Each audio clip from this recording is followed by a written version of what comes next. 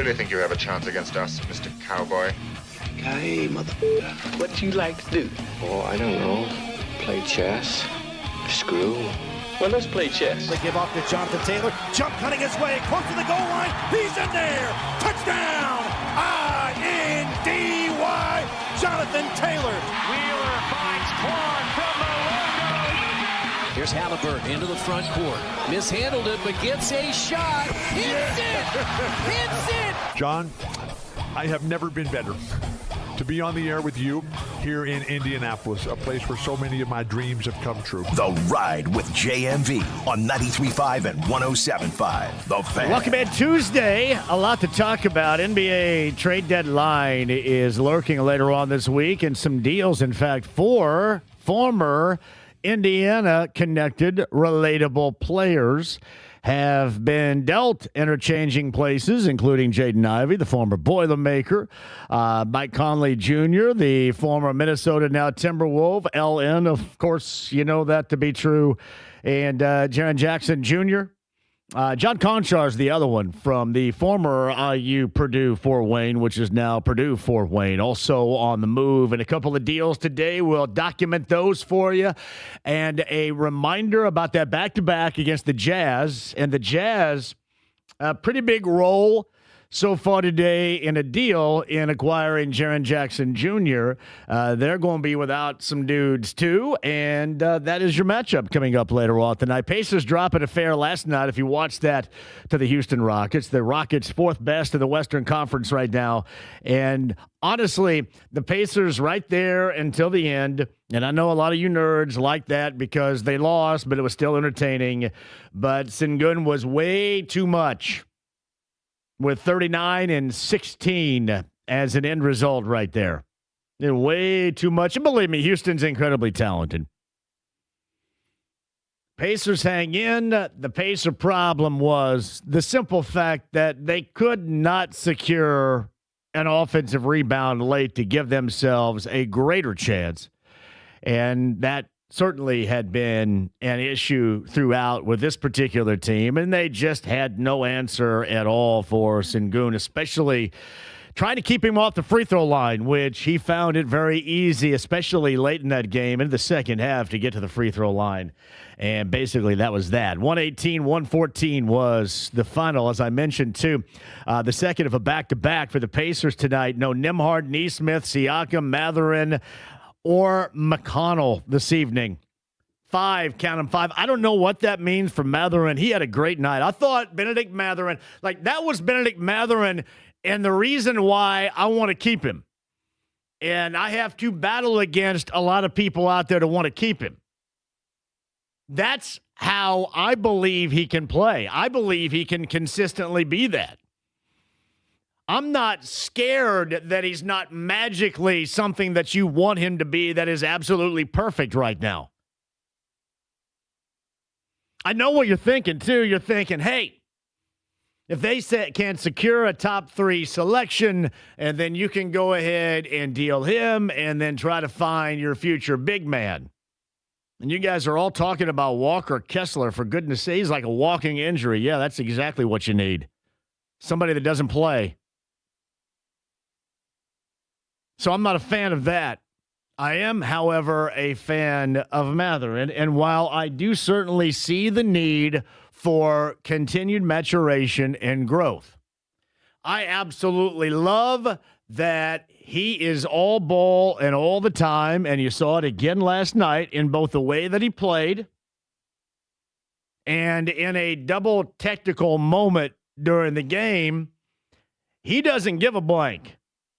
He's out there to play, and he's out there to beat somebody, and I think that personality is necessary with this group.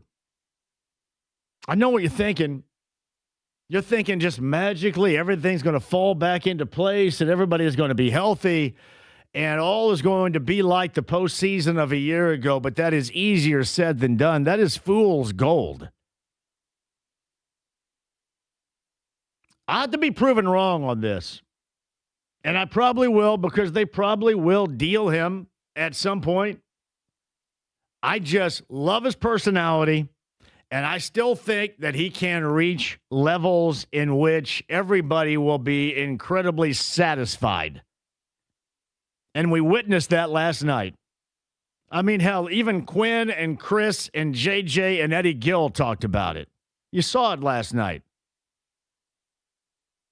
That's what this team needs. That's what this team needs when it's entirely healthy and back together. And we're not talking about a gap season where it's okay to lose. Ha ha, it's funny you lost. What's a gap year? It's okay to lose, which I think is a dorky mentality, but I understand it. That's funny. I think about all these battles that I've waged against the court of public opinion, and certainly the popular opinion regarding the Pacers and their personnel. You know, Miles Turner immediately comes to mind around here for years.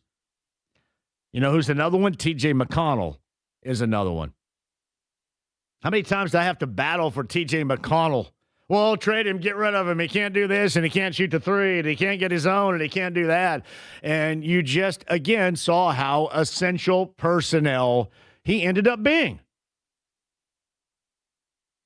Yeah, Miles was too. Miles helped get them to the finals and then faded like a really bad, cheap-ass jacket in the NBA Finals. But he was essential to getting him there. So, yeah, I would start listening to me in terms of personnel. And the understanding of what this team needs moving forward, and especially the way that they play. You know, I've said this, that the thing that I like the most about this season regarding Pascal Siakam and what a 13-win, whatever it is, season that is incredibly disappointing, but it's a gap year, and then everybody understands it because it's the biggest excuse in the world. But with that in mind, this team doesn't play the way that we really like. They can't play the way that we really like. They can't be constant ball movement and moving around. It just won't work out that way. There's got to be a lot of ISO. The ball has to stick a great deal. You have to go with those you truly believe in that can score, and Pascal Siakam certainly is at the top of that list. Oftentimes, offensively, it's unrecognizable, but it is something that they have that absolutely works. So we'll start right here as far as NBA trade deadline looming later on this week.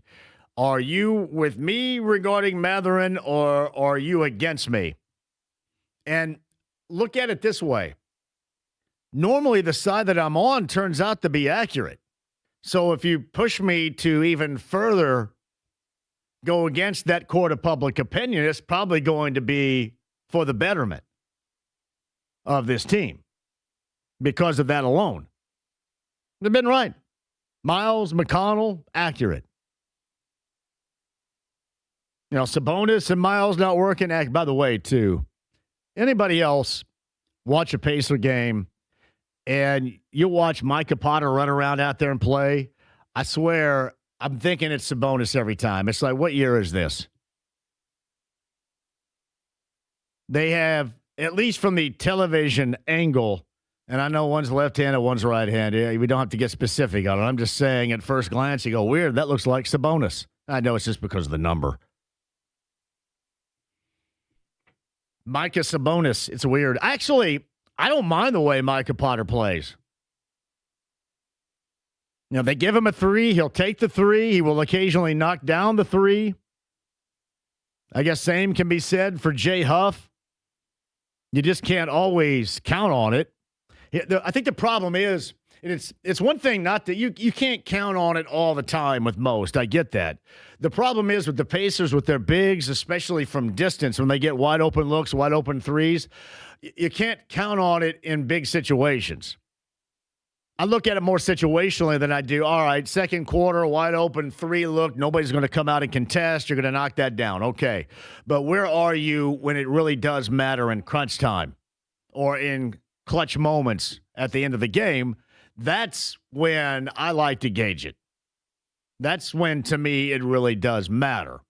And that's when these guys, that's where, to me, at least shooting the three, you know, having a big with a face-up game, Because both of those guys do some things that you like as a big, but the one thing they don't do, when they shoot in those clutch moments, you don't have the belief, do you, that it's going to go in? Yeah, other times maybe. But you really don't have that belief that it's going to go in the moments when it truly does matter. And that's just different levels of players in the NBA. The way that it is. We shall follow that. We'll see if you believe what I believe. This is not the same type of thing that I had for the better part of 7 or 8 years with Miles Turner regarding Benedict Mather. And I believe in him. I believe he has more in him, and I believe that he has a mentality, a personality that is all ball, that may not be infectious. Maybe it doesn't need to be with this team, but certainly it is something this team doesn't have widespread, and I believe it to be necessary. In fact, it is incredibly refreshing to me. And the dude's like 24 years old. I think he still has a lot of room to grow within this team. I'm cool with that. I could be the only one because everybody else seems to want to trade this and get a big there and give me some reason why the next great big is going to end up showing at the front door of the Pacers because of this particular deal. I get more of the replenish with a top selection in the draft. I get more of that than I do trying to locate what you're going to locate or believe to be necessary out there on the market for a big. Maybe you can. Maybe you can. You just have worked with and you have molded, and he has been here since he was drafted. And honestly, yeah, it's not bad to have drafted guys work out. It's one thing to make deals and to be really good at that, but have especially highly drafted guys, I guess. Jarris Walker is still a work in progress. I don't know how you feel about Jarris Walker. It'd be nice to continue moving forward with a guy that you drafted. Continue to coach him up. I just thought last night was a great example of how everybody, if you got that consistently from him, and I believe that you can if you got that consistently from him, where he's not out there and you believe he's forcing it, forcing the issue, forcing the offense. If you get that, I think everybody would be satisfied, and we probably wouldn't be having this conversation. Not even given the circumstances of being one of the worst teams in the NBA and you guys watching an inordinate amount of Kansas and BYU basketball. A lot of you dorks are out there watching BYU basketball like it's your job right now. Just a thought. We can play that game over the course of the afternoon if you like. Again, Pacers in action. That is a back-to-back coming up later on tonight. 118 to 114 was the final. I will say this, as much as I hate the term, it was a rather entertaining game last night. Jaden Ivey, as I mentioned too, I guess the odd man out for a very good team in Detroit. On his way to Chicago, Kevin Huerter going to Detroit. An interesting scenario, to say the least, right there for real. Jazz Pacers coming up later on tonight at 7 o'clock. And a lot of dudes, simply put, will be unavailable later on this evening. We'll talk about that. We got IU USC coming up this evening, too. Yes, you have that Tuesday night game, 10 o'clock later on tonight. How many of you guys are going to be hanging with that bad boy? I will say this. You have now certainly more reason to hang with it late tonight. At 10 o'clock start, you're getting peacocked. But at 10 o'clock start later on tonight, you have more reason to hang with it now than you might have 2 weeks ago. 2 weeks ago, you're going, yeah, there's probably no way I want to stay up for this. And as we talked to Joe Lunardi yesterday, if you missed any of that conversation with the premier bracketologist on the college basketball landscape, podcast 1075thefan.com, talk specifically about IU and getting this win later on tonight. I believe he qualified this as a quad one as well, and how IU could certainly look coming up at the end of the year. Coming up, I should say, at the end of the regular season into the NCAA tournament. And where IU might be right now, certainly where the Boilermakers are. Purdue back at it coming up this weekend against Oregon. But your Big Ten double dip on, well, second game Peacock, first game BTN, that's Rutgers and UCLA. You get Peacock tonight with IU and USC. Trojans 16-6, 5-6 in the Big Ten. 15-7 and 6-5. And a newfound resurgence for the Hoosiers and their fan base. Coming up later on this evening, 10 o'clock is, again, that start. Later on tonight, of course, Super Bowl stuff, too. I think James has set up a dude, and this is odd. If you guys are longtime people in and around Indianapolis, you remember this name. When I say the name Dave Mason, now Dave Mason, musician, lyricist. James, I believe that Dave Mason had a song called You and Me and We Just Disagree. The Dave Mason, a lot of you would know, was the former longtime car dealer who had Old Dave Needs the Money, I believe. That's Dave Mason back in the day. Old Dave Needs the Money. That's why James is looking at me like I have 3 heads that I may have. Actually, on the JMV Takeover, I have a vintage Indy that has a couple of Dave Mason old school spots that I poached out of Sammy Terry episodes. If you ever watched Sammy Terry, you saw it. If you ever watched anything on Channel 4, which everybody did because Channel 4 was your multi-outlet of entertainment back then on TV. Dave Mason, Bet Online Sportsbook Brand Manager. That's tomorrow, though, isn't it? Oh, it's today? Oh, you sent that yesterday. Did you? Is he today? He is today. Okay. The information I forwarded to you was from an email sent to me from yesterday. So it does say Tuesday at 4 right here in front of my face. It does. Wait a minute. It says Dave is out of the country. He is. Where is Dave? Is Dave going to be like, what's his nuts that called us from Medellin all the time? I actually have no idea where he is. I just know he is not in the U.S. Well, I can't remind me to ask him where he is. Do you remember, was it Slater? Andy Slater that came up? Was this before you? This may have been before me. I believe he was a betting dude that worked with, my mom says this all the time, describes people that she can't remember the name, outfits. Yeah, we got to go. It's like, she sounds like Sling Blade. You know, that outfit. She sounds like she's in the mob. That Phil Cox's outfit. That's what she says all the time. Yeah, you know, I got to take my car down to, Rick and his outfit. Anyway, Andrew Slater was involved in something. I believe he's out of Miami and South Florida, but he would weekly call us from Medellin, Colombia, which you know what Medellin, Colombia is known for. I can guess. Pablo Escobar. Yeah. What is it? Ochoa, Lehrer, Escobar, the Medellin cartel. Mm-hmm. I know way too much about this. You've watched a couple true crime documentaries, well, I haven't you? watch American Made every time it's on. Gotcha. So I know. Jorge Ochoa.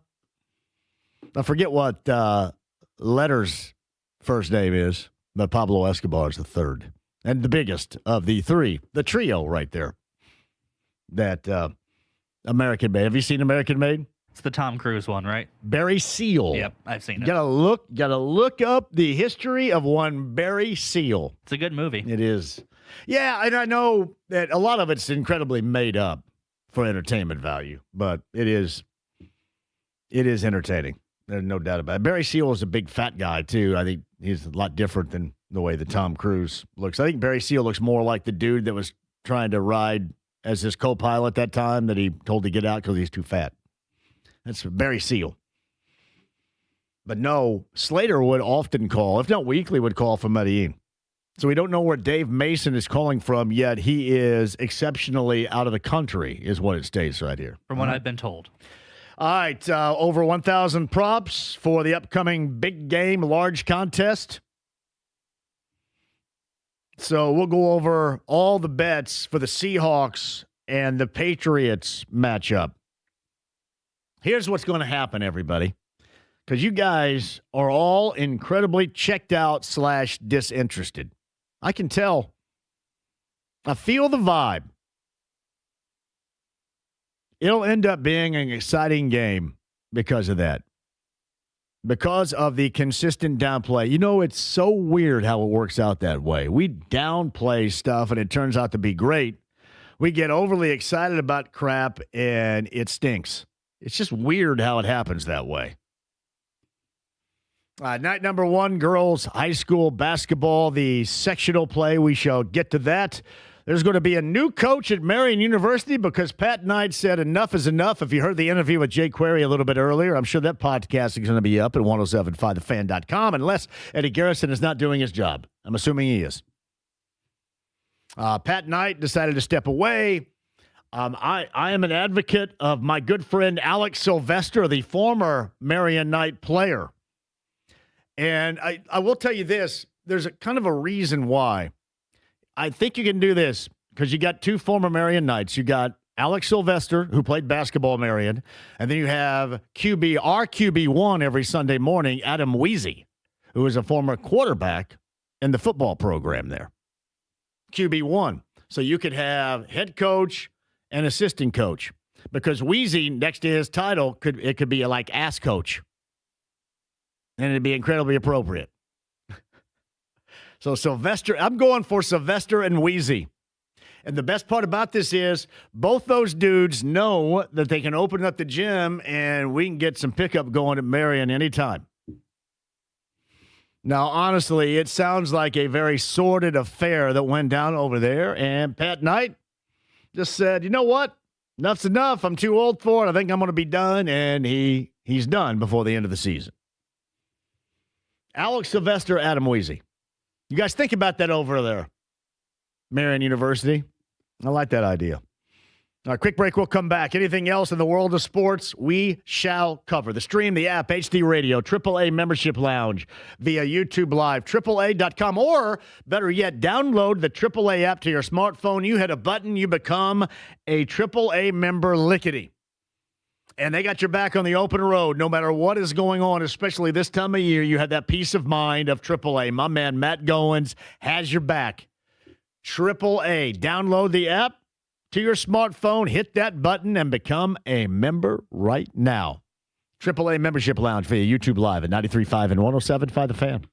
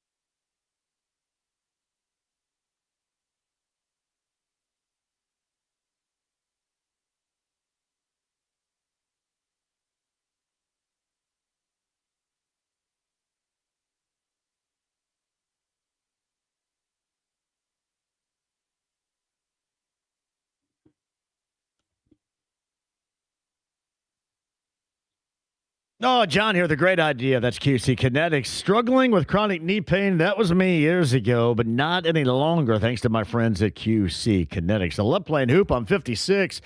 I will need a helper. There's no doubt about that, too, because I do, and I have had in the past chronic knee pain, but thanks to QC Kinetics, I'm back out there and feeling great. They have innovative treatments that use my body's own biologics to get rid of my pain. Who knew that I had that biologics within to help fix what was ailing me? I did not. QC Kinetics led me down the path, and they can do that to you as well. 317-559-PAIN. Give them a call. See if you qualify for the therapies.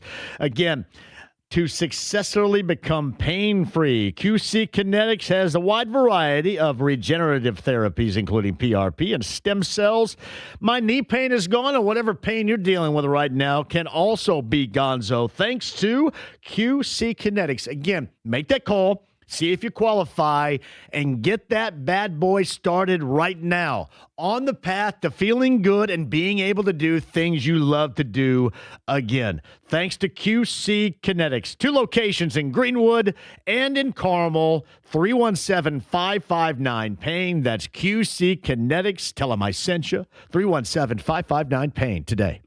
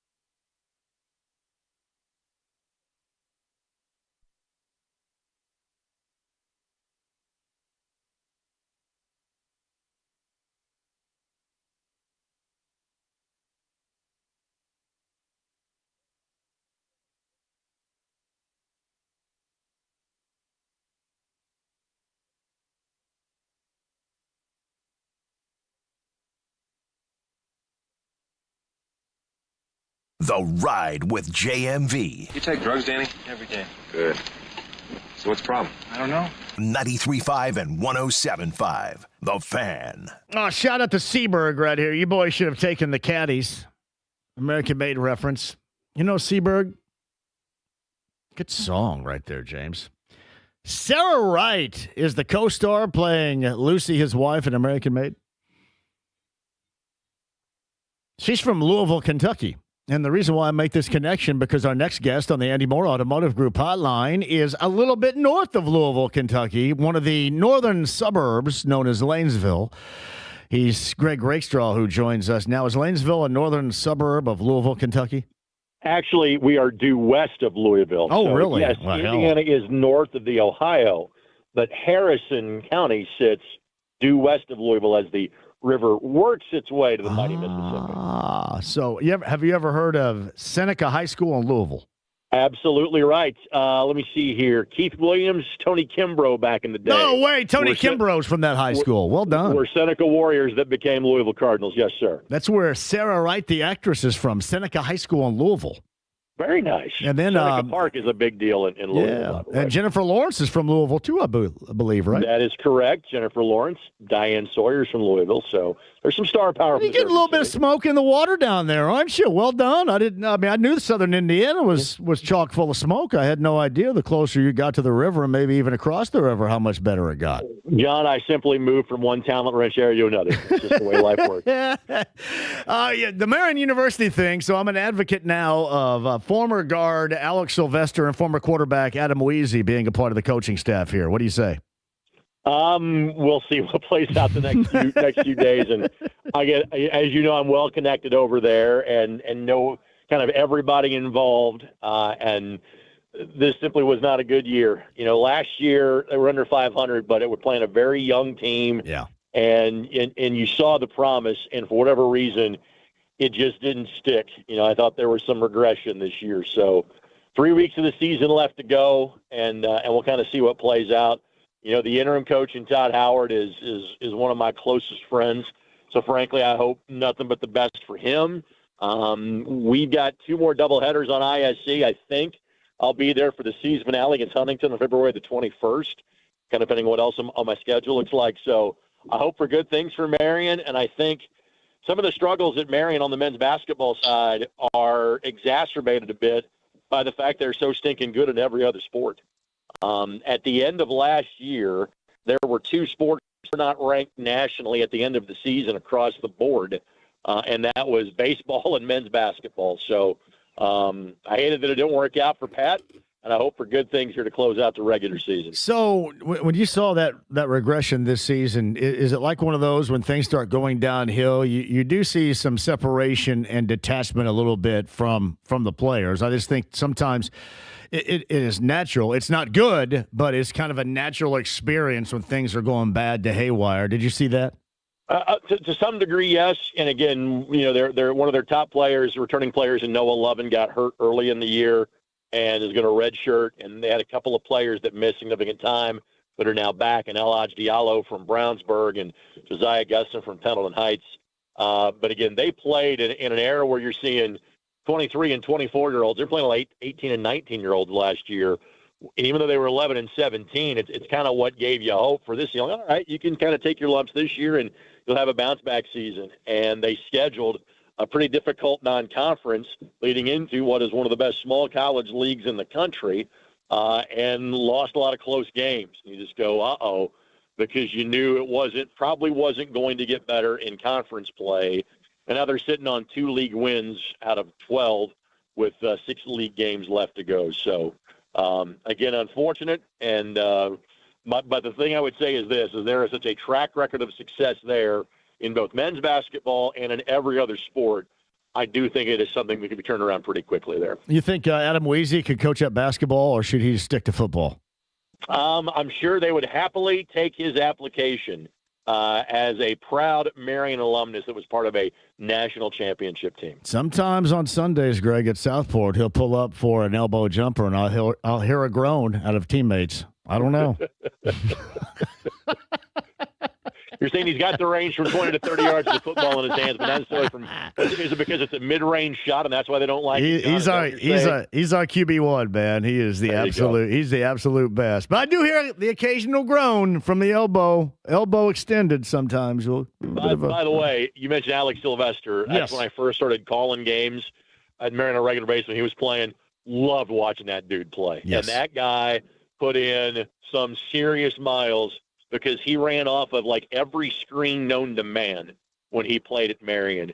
Like, I think he tried to recreate the Washington Catholic play where you go in the hallway and come back in. I think he tried to run that play when he was at Marion. He has worked his ass off his entire life at hooping, and he's a friend, a really good friend, and I have a great deal of admiration for how he went about his business as a basketball player. And in reflection for myself, because I was captain half-asser back in the day, I wish I would have had that drive there, because I always had that great, because he took to coaching, he got coached up, and he just continued to go at it hard. And guys like Alex and Brandon Ray, guys that I were around when they were a lot younger, I have a great deal of admiration for dudes like that.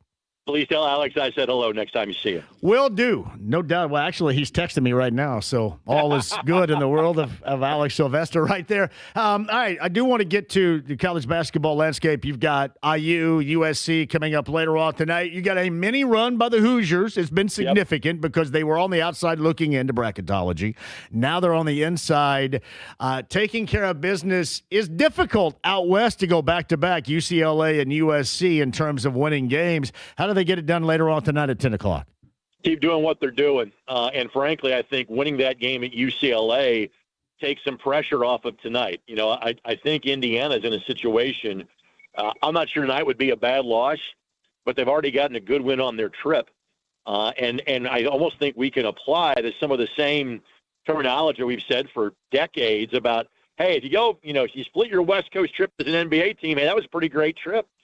I kind of think we're at that same point in the Big Ten, where if you get 1 out of 2 of the LA swing, you're doing all right.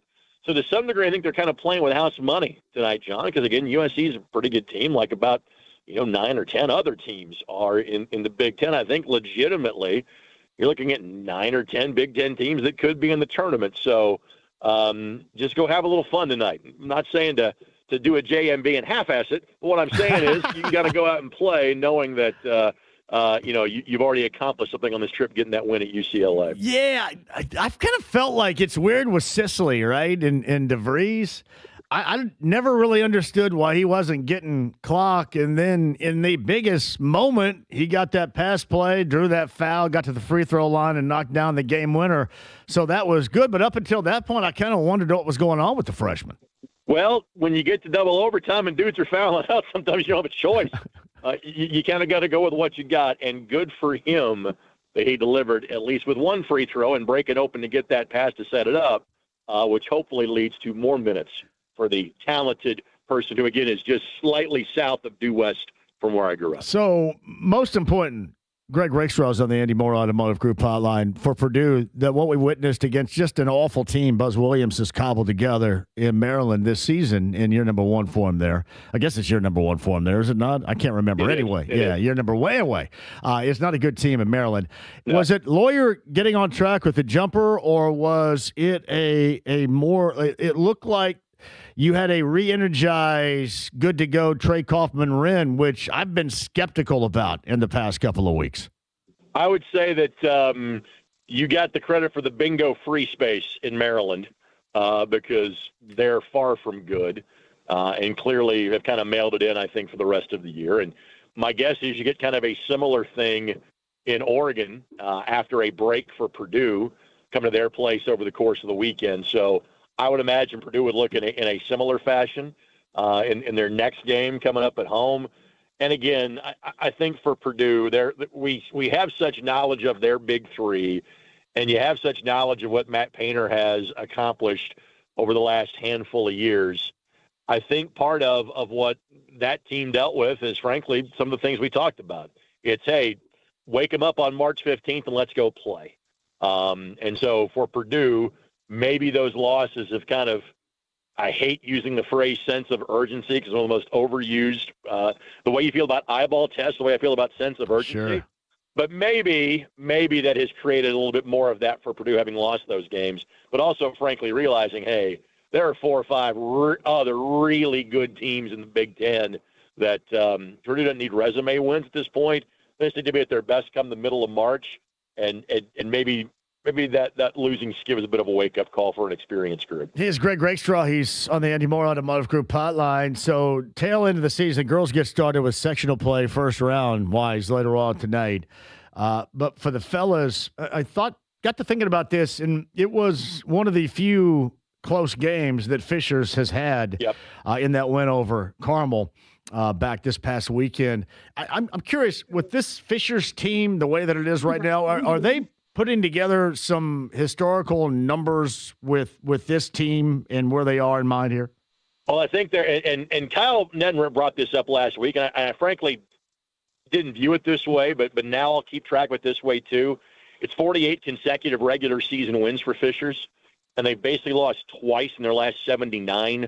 You know, the regular season game at Carmel 2 years ago, the championship game to Jeffersonville. You know, you add in Akai McGrew, you add in Ethan Hillsman at the midway point of the season. But to me, having seen them twice in the first 2 weeks of the year, and then was scheduled to see them at Southport when they got snowed out back in December, hadn't seen them since. To me, the biggest change was the difference in how much more experienced the role players were. John Lum, who was kind of the end of the rotation last year, Levi Walker, who was a JV kid last year, the Breland brothers. You know what Cooper Zachary is, even though he's just such a ridiculously good shooter, having 23 threes in the last 3 games and went 10 of 11 from 3 against Franklin Central last Friday. But to me, it was the way that guys kind of 4 through 8 in the rotation played that caught my attention. And the amazing about this Fishers run is, John, they haven't had Jason Gardner Jr. since before Christmas. You know, he gets hurt in game number 5. He hasn't played since. I think we'll see him towards the end of February, maybe right around the state tournament time. And in most of these games, John, they've not been close. You know, Pike, who I think is the second best team in the state behind Fisher, played him to a 9-point game. Carmel played him to a 3-point game. And maybe the best player in the building was wearing sweats and not on the floor. So it gives you an example of just how talented this Fishers team is for a 3rd consecutive season. Before we bail here, I did want to give a shout because I know Angelo's got a very talented kid on the Plainfield team. That's a one-loss Quaker squad, 2nd ranked, I believe, right now in 4A. What's your impression with the Quakers beyond just how talented? I believe he's going to DePaul. Is that accurate, too? That is correct. And I had them January 20th. They handed Lawrence Norchus their 2nd loss of the season. And the way that the scheduling kind of turned out, it was the Hendricks County champion versus the Marion County champion. Now, Plainfield caught LN. They're playing their 5th game in 8 days, and LN's not deep. They're going to play 7, maybe 8, so maybe the scheduling gods were in favor of Plainfield.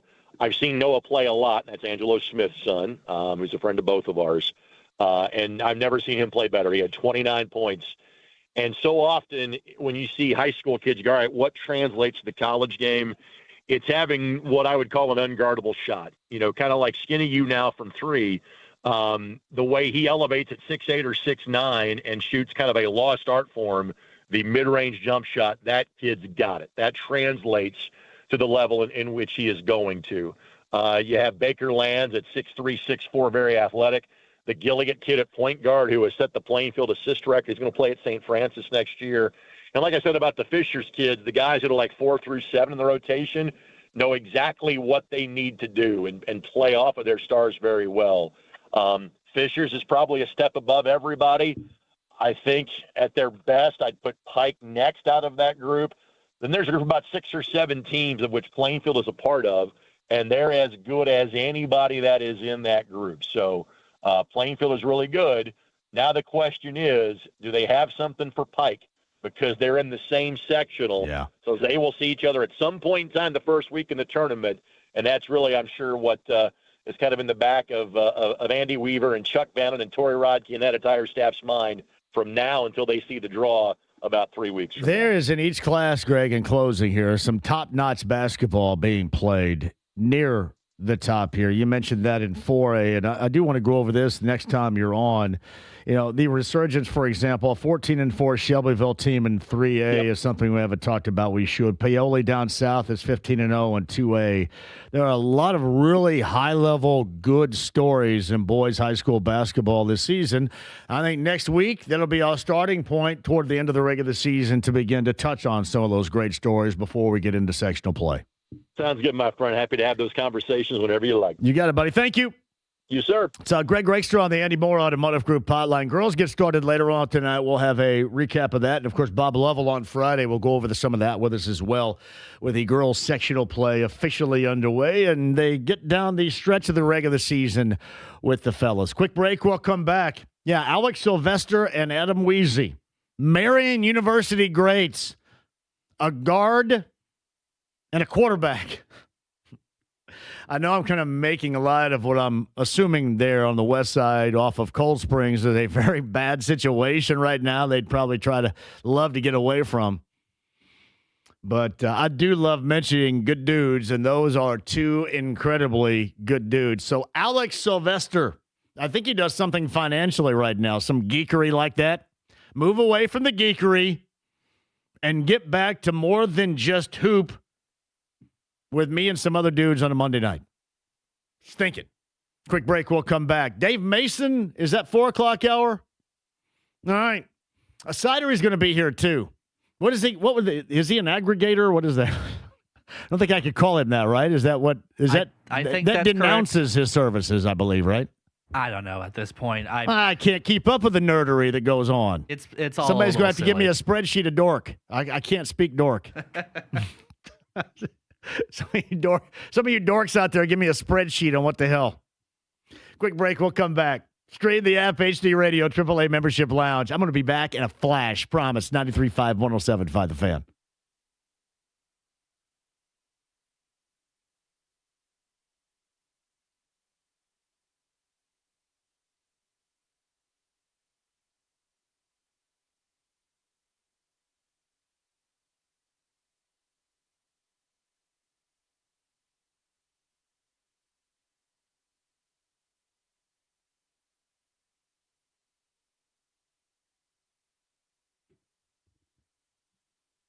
Hey, John here. If you're looking for the best deal on TRT, you guys ready? Don't pay hundreds of dollars out of pocket for a franchise or settle for a one-size-fits-all dose from your doctor just because they take your insurance. At Synergen and Low T Center, you can get powerful TRT dosed for your body and get it covered by insurance. Synergen and Low T Center work with most insurance plans to customize each dose of TRT. Maximum effectiveness and safety is what you're going to get in return here. That's great for your body, great for your wallet as well. In February, they're offering free testosterone test and discounted peptides and GLP-1s to make getting your life back as easy as possible. That's SynergenXLOTcenter.com to book it online today. Hey, did the storm at all stall your New Year's resolution? Got a second chance at it right now. Low T Center extending their New Year's promos to give you the start you need in February. Been feeling exhausted. Ooh, maybe lost that sex drive. It's a bad deal, it would seem. Book a free testosterone test at Synergenx and Low T Center. Do that now, lowtcenter.com or synergenx.com to book your free TRT appointment today.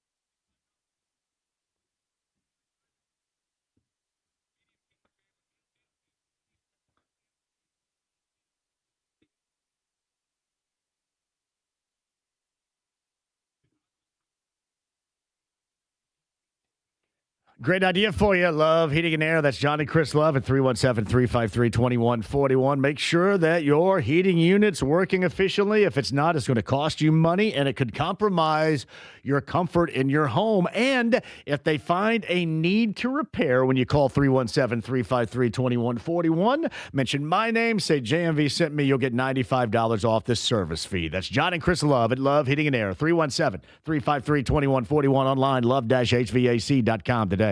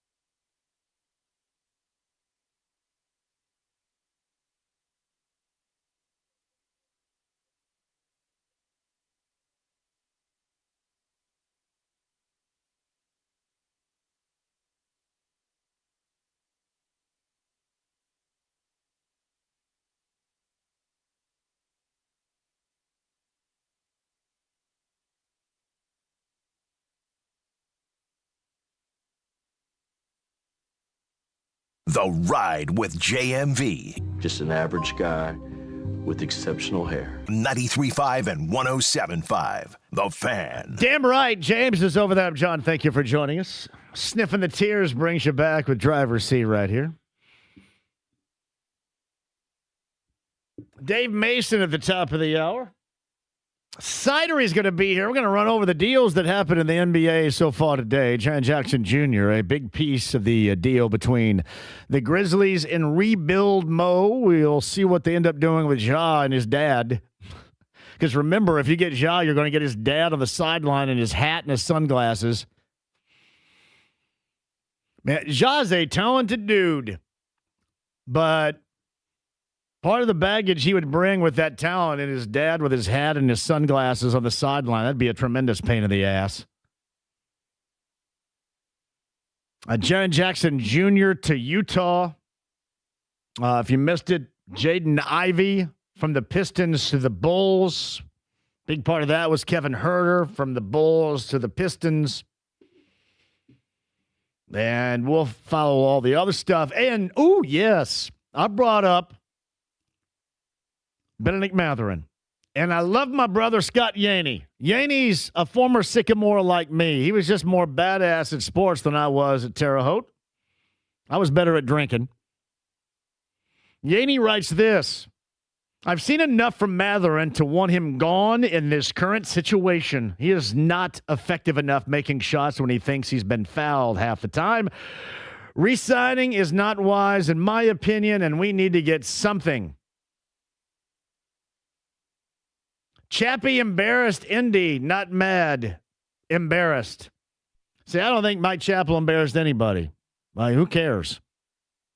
Again, I would have to challenge, why does anybody around here give one big fat crap whether or not somebody voted for Bill Belichick? Seriously, Yaney, you're not mad all the time, dude.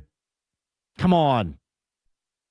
You're a fun-loving Terre Haute baseball guy.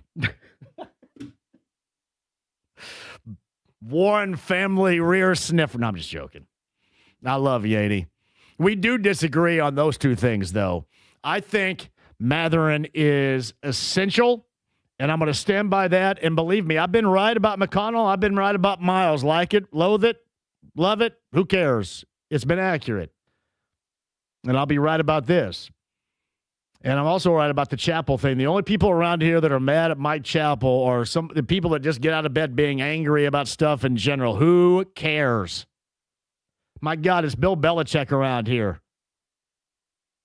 Who cares? In New England, you can be mad. Around here, who cares? Why do you? I love you, Yane. You know that. Quick one, we'll come back. Dave Mason's calling for parts unknown, weight unknown. That's a former WWF. That's always like, didn't have wrestlers from parts unknown, weight unknown. Who went by that? There was a wrestler back in the day. He might have been. I don't think he was like elite level wrestler, but he was. No, I'll tell you what, James, you can look that up. I'll take a break and bring Dave Mason on the other side and your calls and all that stuff coming up. 93.5, 107.5 The Fan.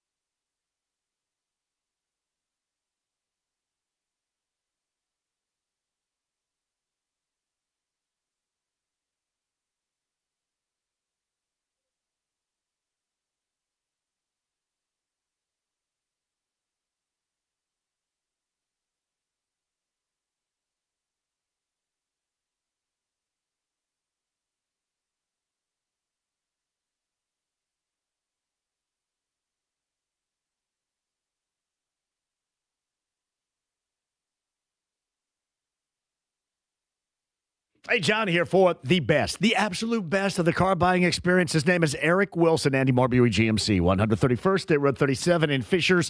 Car buying experience. You want it hassle-free. You want it easy. Not problematic whatsoever. It's a breeze when you find the inventory, which means you're going to eyeball the car that you're looking for, the vehicle that you're looking for. How about those coupons that you get? You're going to say, wait a minute, coupons? What are you talking about, coupons? Incentives to buy coupons. What you can find, too, on whatever your choice might be, plus the service after the sale. All at one place. It is incredible. One-stop shopping in the vehicle buying experience for you.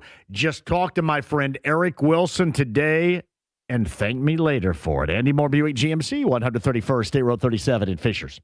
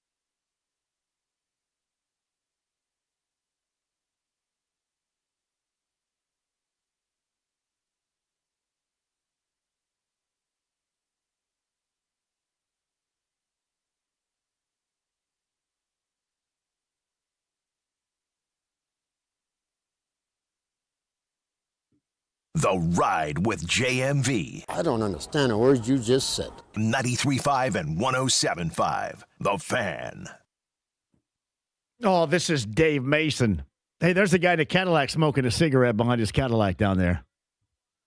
Half-ass Parker!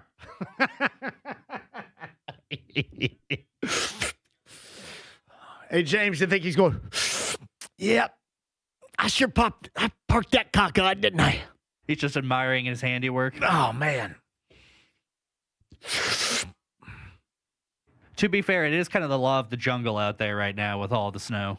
Where are you parked? Did you park over? Oh, I'm parked somewhere in some alley behind us. I told Lindsay Monroe I'm going to start parking at Channel 13. You should.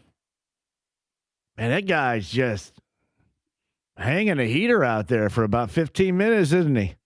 Just chilling. He's having a leisurely smoke. Chilling right there. Long, hard day. Gonna relax out here. Hey, by the way, welcome back to. We got Evan Sidery coming up at the 5 o'clock hour. NBA trades happened earlier today. We'll go over those again, too. Benedict Mathurin, what may or may not happen to him. Pacers, Utah later on tonight. 7 o'clock, your start, 6:30 coverage here on The Fan. And a lot of players, Nembhard, Siakam, this is off the top of my head right here. Mathurin, who else not going to be participating later on tonight? I've got two more that will not be in participation this evening, too. James? Anyway, 5 majors, and I know Micah Potter was a question mark this evening as well. Neesmith was the 4th, so I'm missing one right here. One more that will not be in participation this evening. This is from the Pacers injury report from 2 hours ago. Yeah. Micah Potter questionable, Benedict Mathurin out. McConnell out, Nembhard McConnell was out. the other one, yeah. Yeah. Well done. All of them right there. So Pacers, Utah later on this evening. Pacers loses last night to the Rockets. IU at 10 o'clock Peacock start tonight for you in L.A. versus the Trojans of USC this evening. Again, 10 o'clock that tip time. I'm assuming 9 o'clock, 93 WIBC with Don Fisher on the call of that. On the Andy Moore Automotive Group hotline. By the way, Neil, if you're on hold, I want your Pacers comments, especially if you're in agreement with me. We'll do that coming up. But on the Andy Moore Automotive Group hotline, Bet Online, we have Danny Cannell on here all the time. He is fantastic in a breakdown of absolutely everything. We love the Bet Online guys. Bet Online Sportsbook brand manager Dave Mason, who is joining us now. All right, my first question, Dave, is where in the world are you? Parts unknown. Are you not allowed to tell me? Nah, down in Central America. I bounce around Central America. Panama, Costa Rica. I like the sun. I like the heat. You guys can have that snow up there. I know you guys are getting blasted. I'm so jealous. How do I get a job where I can, quote, bounce around Central America, Dave? Damn.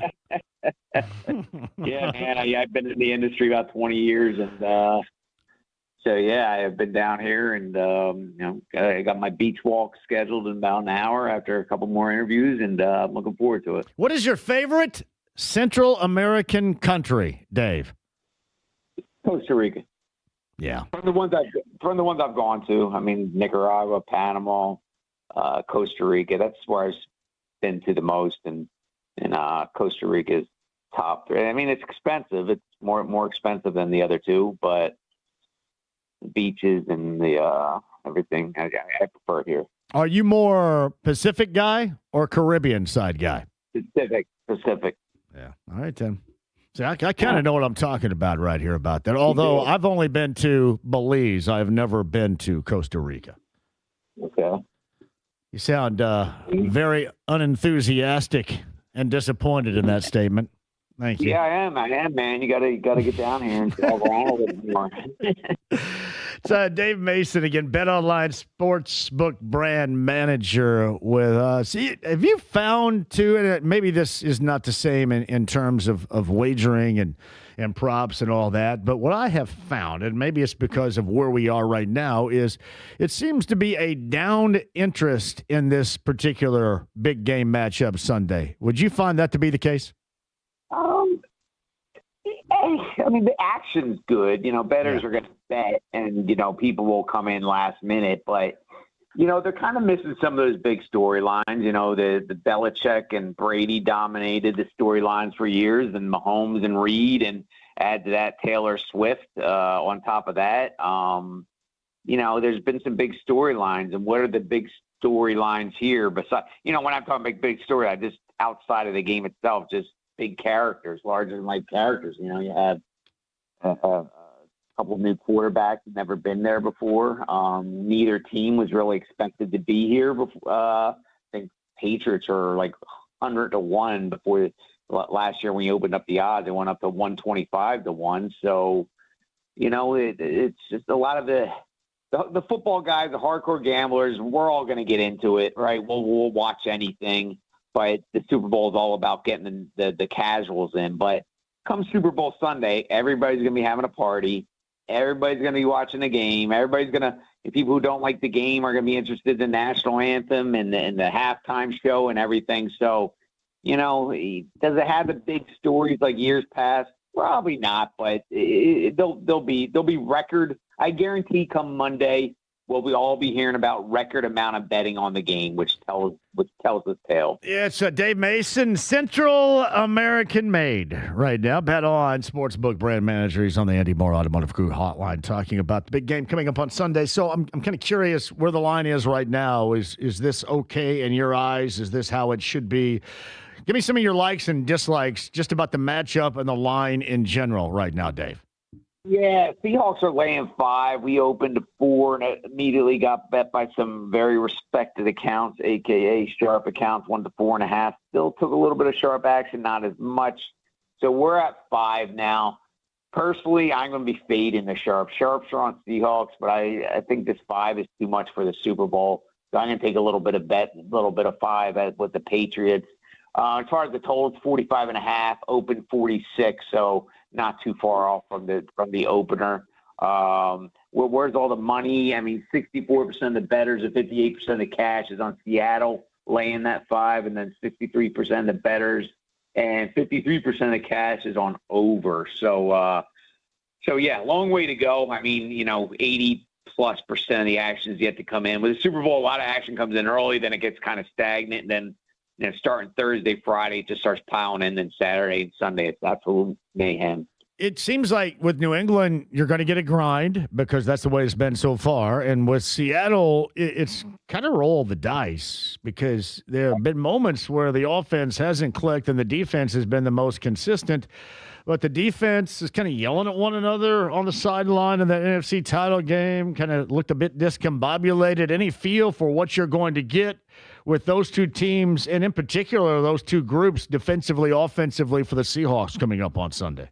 Yeah, no, I mean, their defense is great, right? Sam Darnold, I mean, he had a great comeback to his career and with Minnesota. Then he goes to Seattle and won the Super Bowl, but still turnover prone. New England, they have a good defense. That's why I'm taking the 5. I mean, I just think it's too much for a Super Bowl. I think Seahawks win, the Patriots cover. As far as the total, I have no feel for it at all. That 45.5 is sharp, if you ask me. So I'm not touching that. Yeah, it makes sense. I tell you, a lot of our people love the props, as do really any of the wagers out there. Do you have any significant favorites as far as the props are concerned for Sunday? Well, yeah, I mean, we have a ton of props. I mean, it's just crazy how many props. Every year the list gets longer and longer and longer. You have all the standard player prop stuff, the over under yards on rushing, passing, etc. They get the most action. But then, there's also the crazy stuff like national anthem. That line moved. It's always a popular prop. It opened at 120 seconds, got bet up to 125. Then last night took some sharp action on the under. So we're down to 1 minute, 122 seconds there. As far as some of the other stuff, I mean, some sharp stuff. I'll read off some sharp stuff real quick. Pats under 2.5 sacks, minus 115, under 2.5 turnovers, minus 120. Both teams score in the second quarter, minus 225. Pats first drive a punt, minus 125. Tons of sharp stuff. I'll be tweeting them out on Twitter at Dave Mason BOL throughout the week. That's nice. Who comes up with the props at Bet Online? Are you a part of that? Yes, I am. The creative stuff, absolutely. I love it. Well, how many did you create? How many can you say, I did that? How many of those? I mean, most of the stuff is just standard stuff, right? Yeah. All the Russian and all so that just creates itself, right? And stuff that we have every year that just creates itself.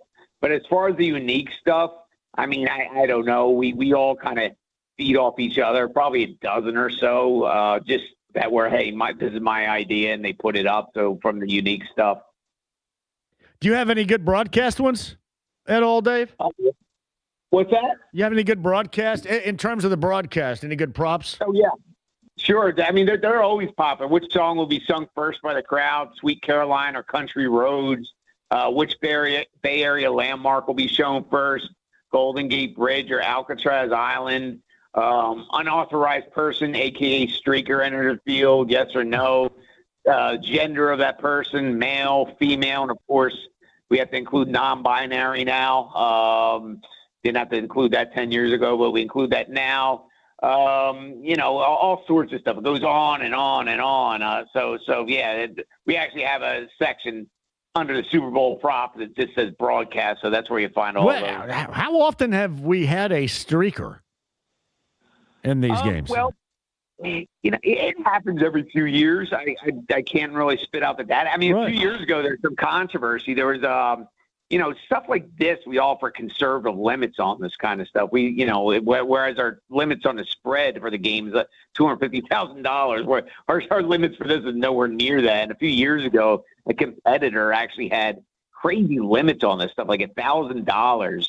And some guy got all his friends and family sign up for an account at this competitor, and he went out and charged the field. And after they bet it, and one was owed like six figures, but the book said no, and then it got messy. But yeah, we keep stuff like that kind of low limits, just because there could be some shenanigans.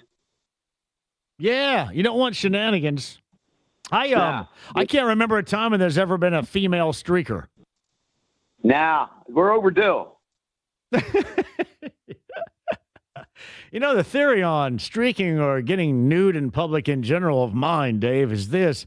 The ones that you would like to see nude are not the ones getting nude. It's the ones you hope they keep their clothes on. That's really, I always thought, that's always a major focus of mine in knowing nudity. Yeah, it's always like going to a nude beach. If you were strolling one of those, you think it's going to be outstanding, and it's like, oh my God, please get me to a beach with people have clothes on. Well, look at you down there. I'm assuming there's a lot of that going on in Costa Rica, where you're walking with your toes in the sand right now. International beaches, you know what I mean? Come on, man. Don't depress us back here with our foot of snow and our 25 degrees in central Indiana, okay? I apologize. It's Dave Mason, Bet Online Sportsbook brand manager, and he is here with us going over Super Bowl props and such.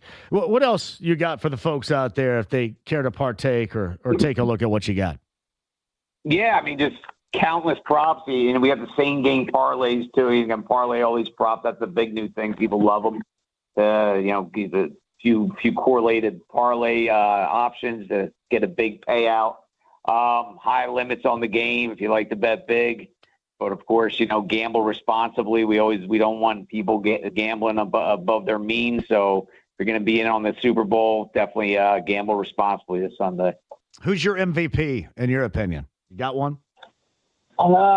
Shoot, I mean it's not sexy, but I'm going Sam Darnold because I think the Seahawks win the game and he'll be the most likely candidate. I mean, I think it's like only plus 125, but gun to head, that's who I'm taking. I'm assuming this is going to be the first MVP whose grandfather was the Marlboro Man, too, right? Yeah, I don't think that's ever happened before. No, that's pretty amazing right there. I tell you, the more and more I hear about Sam Darnold and his family, the more that's cool as hell, to be honest with you, especially his late grandfather. That's some cool stuff right there. Yeah, it's a cool story. So you always hear some of these cool stories. That's a good one. Yeah, no doubt. All right, hey, I'm going to get you back out to the beach right now, Dave. We appreciate you. Bet Online Sportsbook brand manager. You can check that out. How can people get you on X? Is it Dave Mason? One more time. You give the X account that you have right here. At Dave Mason, BOL. Gotcha. All right, get back to the beach, man. I appreciate you. Great to you guys. Take care. It's Dave Mason in Costa Rica. And Andy Slater was always in Colombia. Now, there's something to be said about that right there. I dig it. You imagine living a lot of your existence Central America? Would you be down with that? Between, what do you say, Panama, Honduras, and Costa Rica? At this point in time, I absolutely would be. That'd be all right. Absolutely would be all right. Bet Online with Dave Mason. And obviously, Bet Online, they're really good about putting Danny Cannell on the show all the time. And he has been a valuable resource of college football, especially in terms of what IU accomplished this season, winning the national championship. Bet Online and Dave Mason with the podcast at 1075thefan.com. NBA trade deadline approaches, deals made today. Evan Sidery will join us coming up a little bit later on to go over some of the potential deals and whether or not you're going to end up seeing one out there involving Benedict Mathurin. By the way, here's the latest. The Celtics have acquired center Nikola Vucevic from the Bulls. And Boston, and there was this rumor that Anthony Simons was going to be a part of a deal, and he is going to Chicago.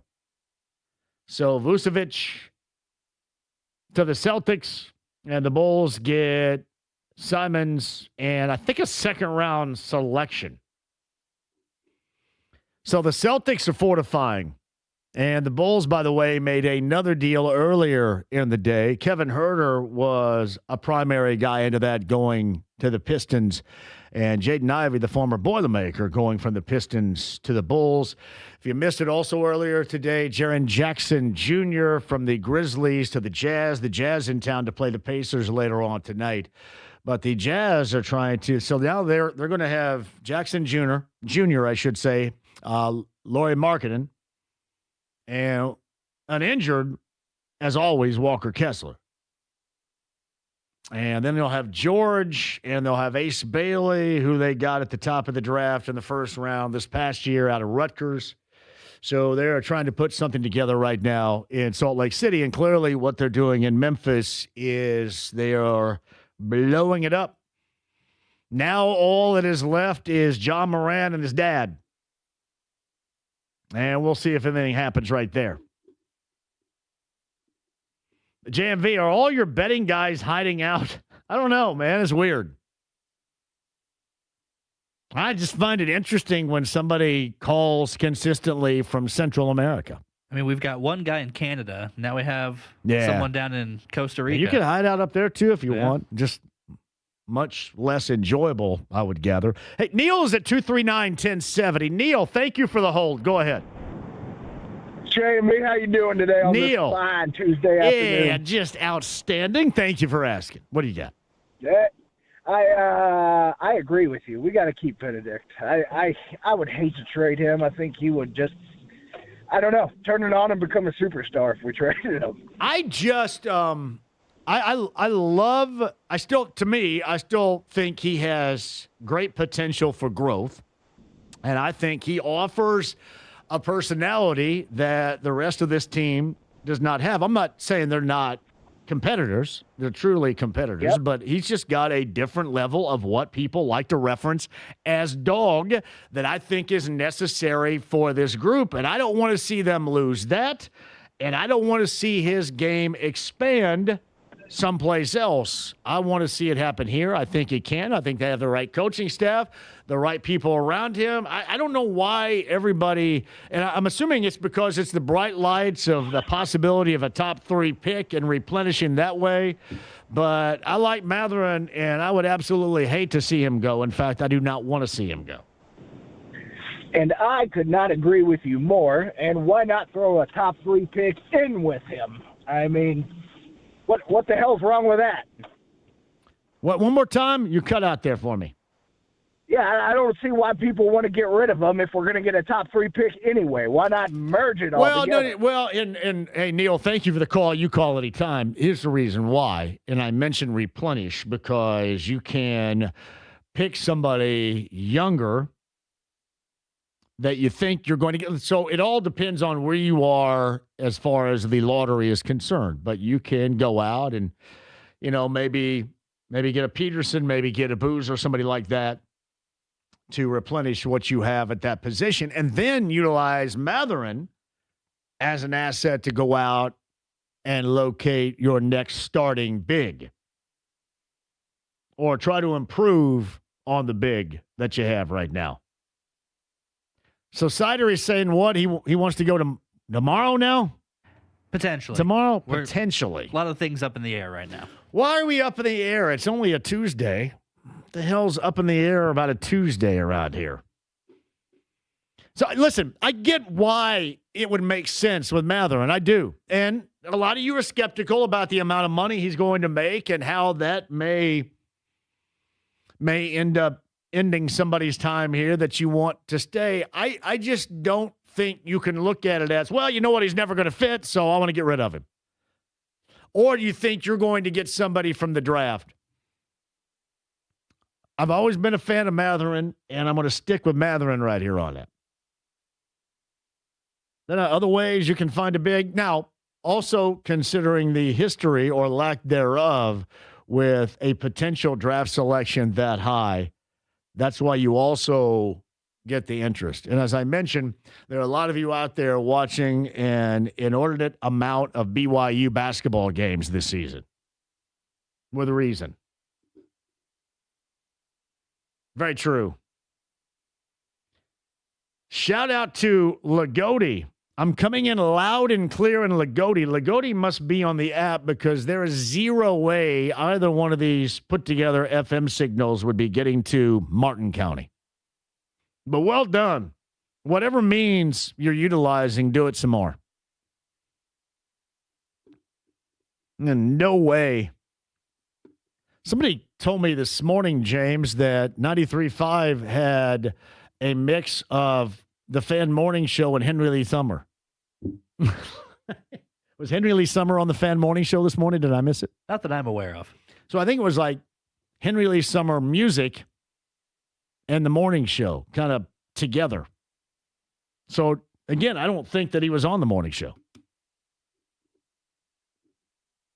Yeah, shout out. The internet stream gets us to Lagodi. Hey, again, whatever means necessary, utilize it. AAA Membership Lounge, YouTube Live. Become a AAA member today. Plus, you can watch the show and all my incredible hand gestures during the show. That is incomparable. AAA Membership Lounge via YouTube Live. Check it out today. Become a AAA member today. Pacers tonight, IU tonight. A lot more prior to the NBA trade deadline. Putting together more of the show and your calls at 239-1070. Coming up next.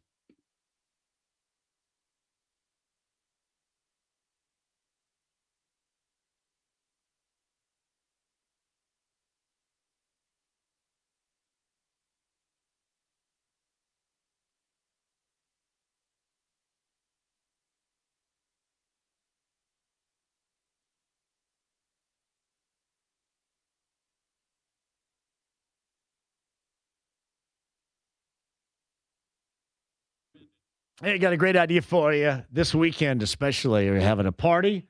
You're going to be the host, or you're just hanging out? Either way, how about the greatness that is Daisy Brand Dips? French onion dip and Daisy Brand ranch dip made with ingredients that you can find in your own kitchen. Seriously, it tastes like homemade. Those that make the greatest cottage cheese anywhere, that's Daisy Brand low-fat cottage cheese, now give you reasons to dip.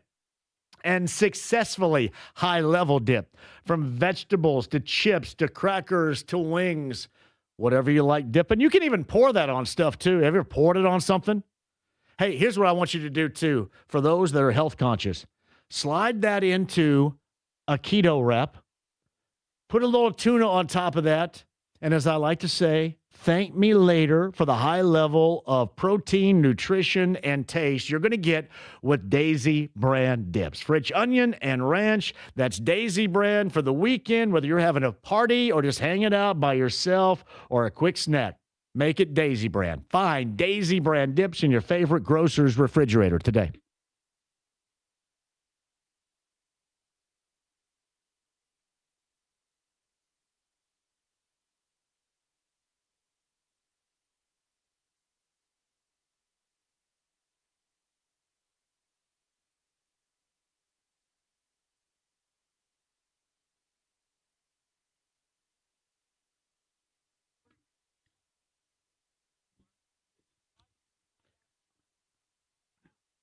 This is John with a tremendous idea.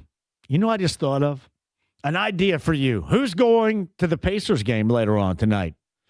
Sure, they're going to be missing 5 dudes, but you may see me because I have been touting myself for a 10-minute contract to play. I think I could give them a little bit of clock if it's necessary later on tonight. So what do you do before you watch me make my debut for the Pacers later on tonight?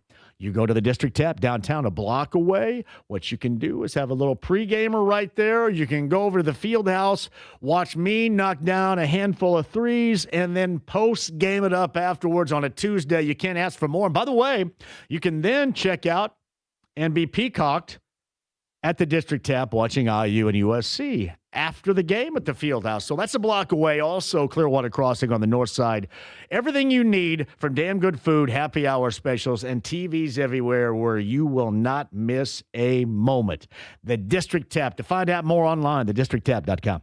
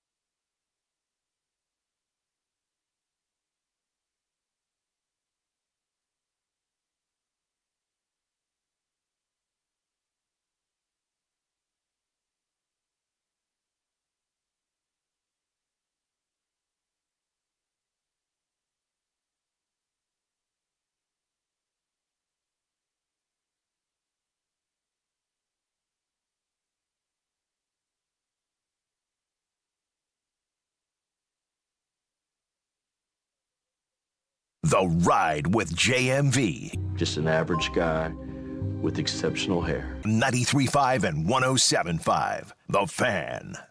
You know, you guys, and by the way, Nate Bargatze. Nate Bargatze. Close. I'm right there with that. That is a good comedy show right there. How about number 30 on the text line? Nate Bargatze. So I'm pronouncing that right? Bargatze. Bargatze. You're adding like a G at the end. Nate Bargatze. There it is. Bargatze.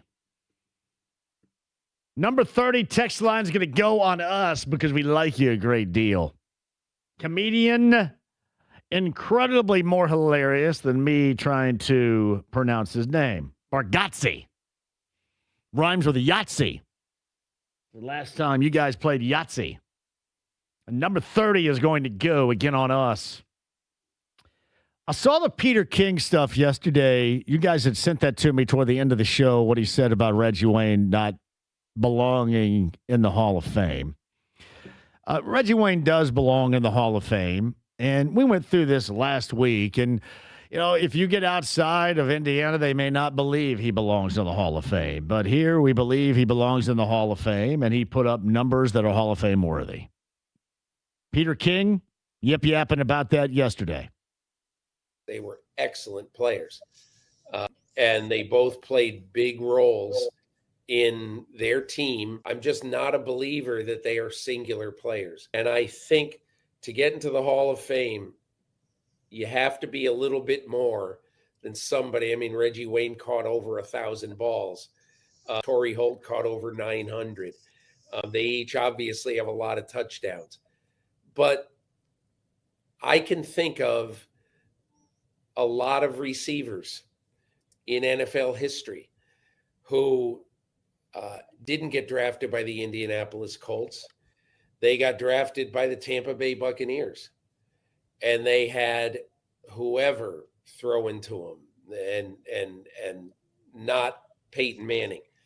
And they didn't have Kurt Warner in his prime, you know, with the incredible years that he had. But if you ask me to name the amount of great catches and the amount of, plays he made in the field, that I just said, wow, look at that. Now that's an incredible receiver. I just didn't see that. That is Peter King right there, whom has been on the show a number of times and I like. So you catch a lot of balls and you score a lot of touchdowns, which clearly is Hall of Fame worthy, but you downplay his accomplishments because of who he played with? What the hell kind of thought's that? Seriously.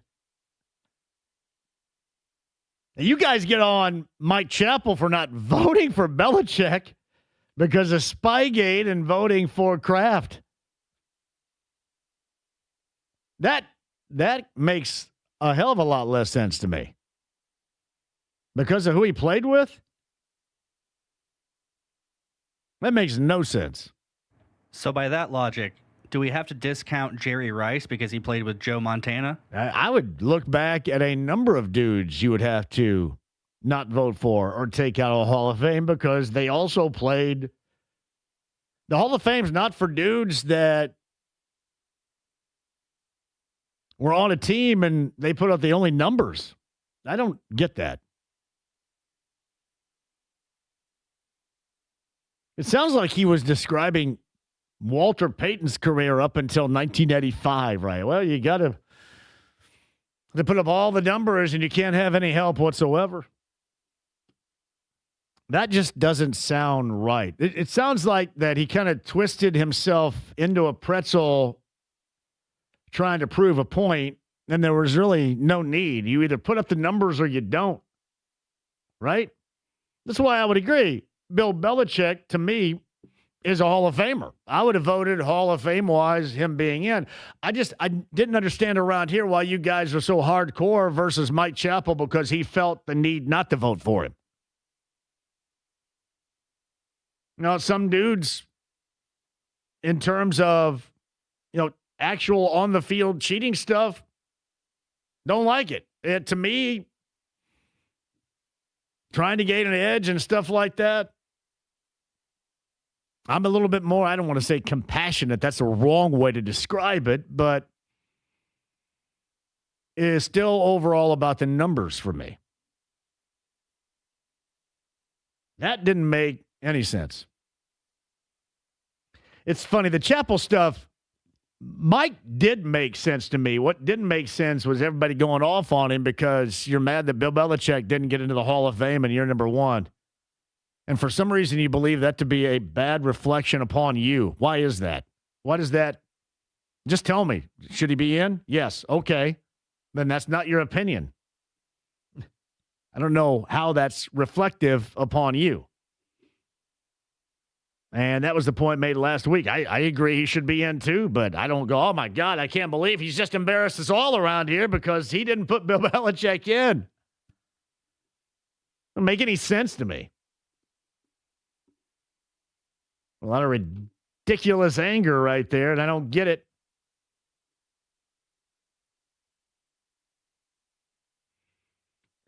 James? Did Nigel just send you a story about, did you see that? Got Gary LaVox of Rascal Flatts. We gave away those tickets last week, right? And that show's coming up on Saturday. He did send me a story. Did you see that? Yes, I'm seeing it now. Is that actual sound? I have not listened to it yet. Maybe I'll. So Nigel down the hall with Hammer and Nigel, we're obviously close friends, and even closer now. The studio's just right down the hall. And they talk about stuff that is completely different than what I talk about here. But they know this to be true. Gary LaVox, the lead singer of Rascal Flatts, and I do look similar. And it does look like that maybe sometime around 1969 or so, maybe my late father dibbled or dabbled over in and around Columbus, Ohio, and had a little bit more going for him than just me. And clearly gave that guy a great deal of town. I didn't get jack squat out of it. Thanks a lot. But it says Rascal Flatts is going viral because singer Gary LaVox's poor performance at a recent show. Fans took video of him singing off-key and messing up lyrics. I don't know if I want to do this, though, because I don't want you guys to be sold on not to go see my brother from another mother this weekend. We all have our bad moments. It's just a really bad moment, though. It's not the best singing I've ever heard in my life. Let me hear it. All right. Is it sound? See, and here's the interesting aspect of it. Does it sound like me trying to sing? Maybe. I'm not sure I've ever actually heard you try and sing. Let's hear what Gary LaVox sounds like off key.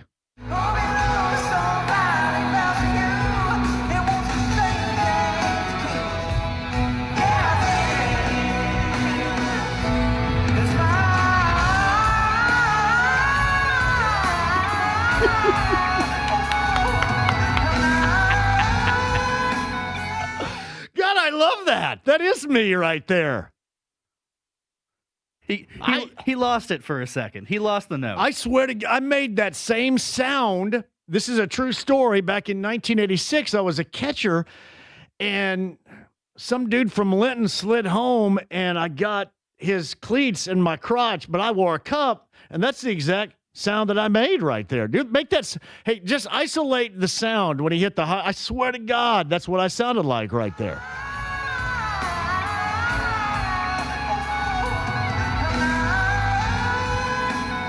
And it was very extended, just like that.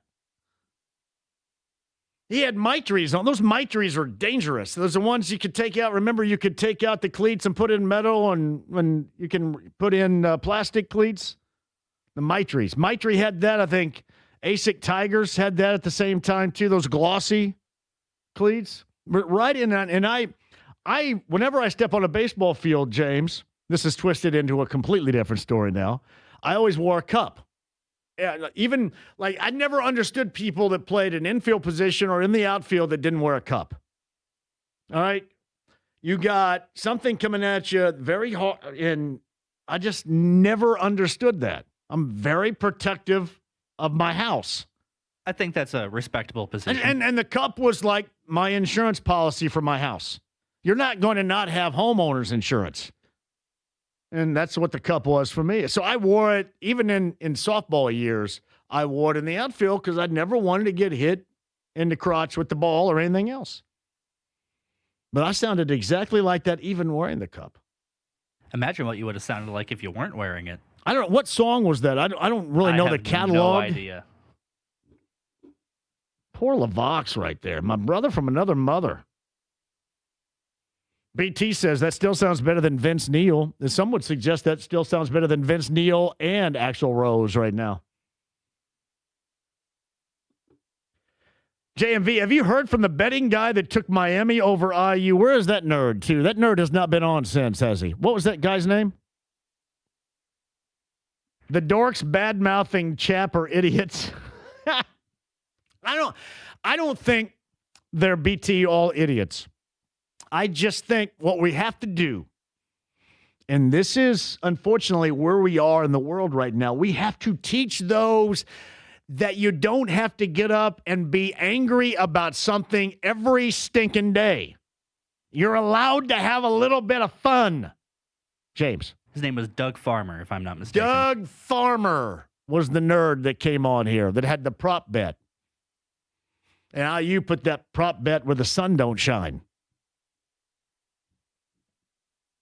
It's okay to be fun-loving. You don't have to wake up every morning, I got to be mad about this. And I can't believe Mike Chappell didn't vote for Belichick. That's a stain. It's a stain on Central Indiana. I can't believe it. I don't know why you'd get all bent out of shape out of that. I am here to help change the world, the mentality of the world, one personality and one attitude daily at a time. Seriously, though, has anybody ever had somebody slide into them and hit them in the crotch? That hurts. I'm sure even with happened. a cup on. I'm sure you're not the first person to experience that. I always say this, one of the greatest inventions of all time, at least of my era, because I grew up and it was just like jockstrap, cup, and then underwear, because you didn't want the cup directly over your house. So it was jockstrap, but luckily at the end of my baseball career, they invented the pouch. So it was kind of like a kangaroo.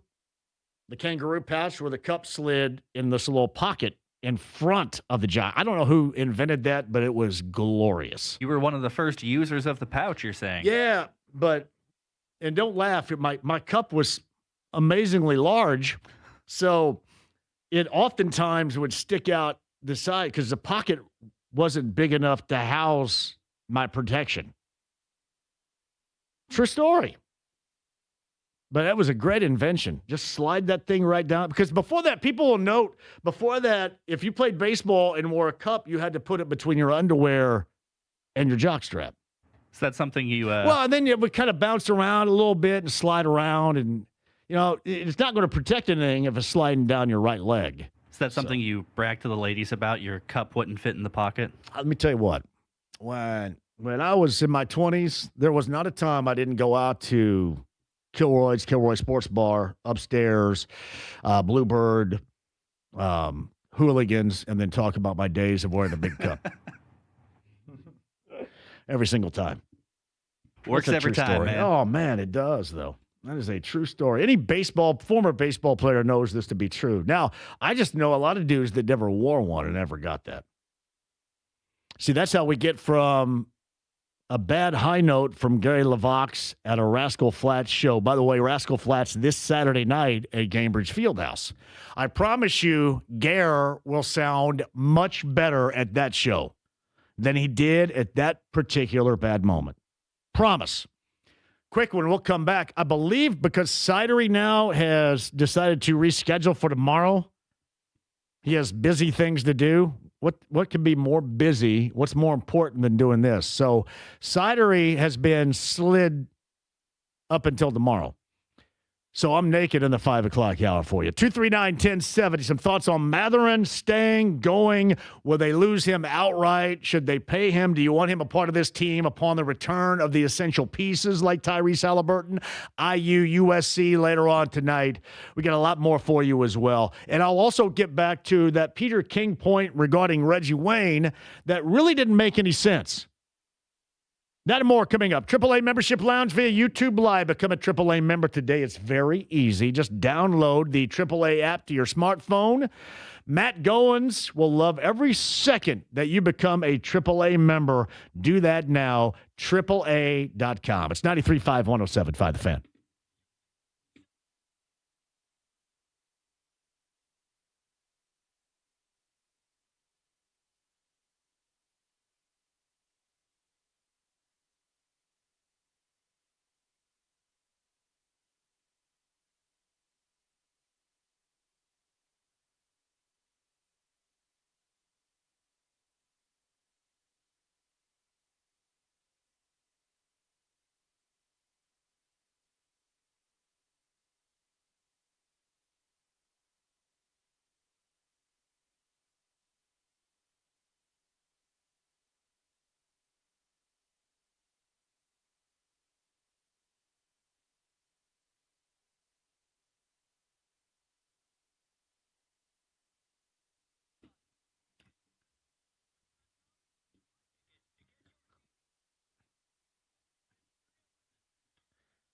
Hey, John here for the Low T Center, the best deal on TRT. You on the lookout for it?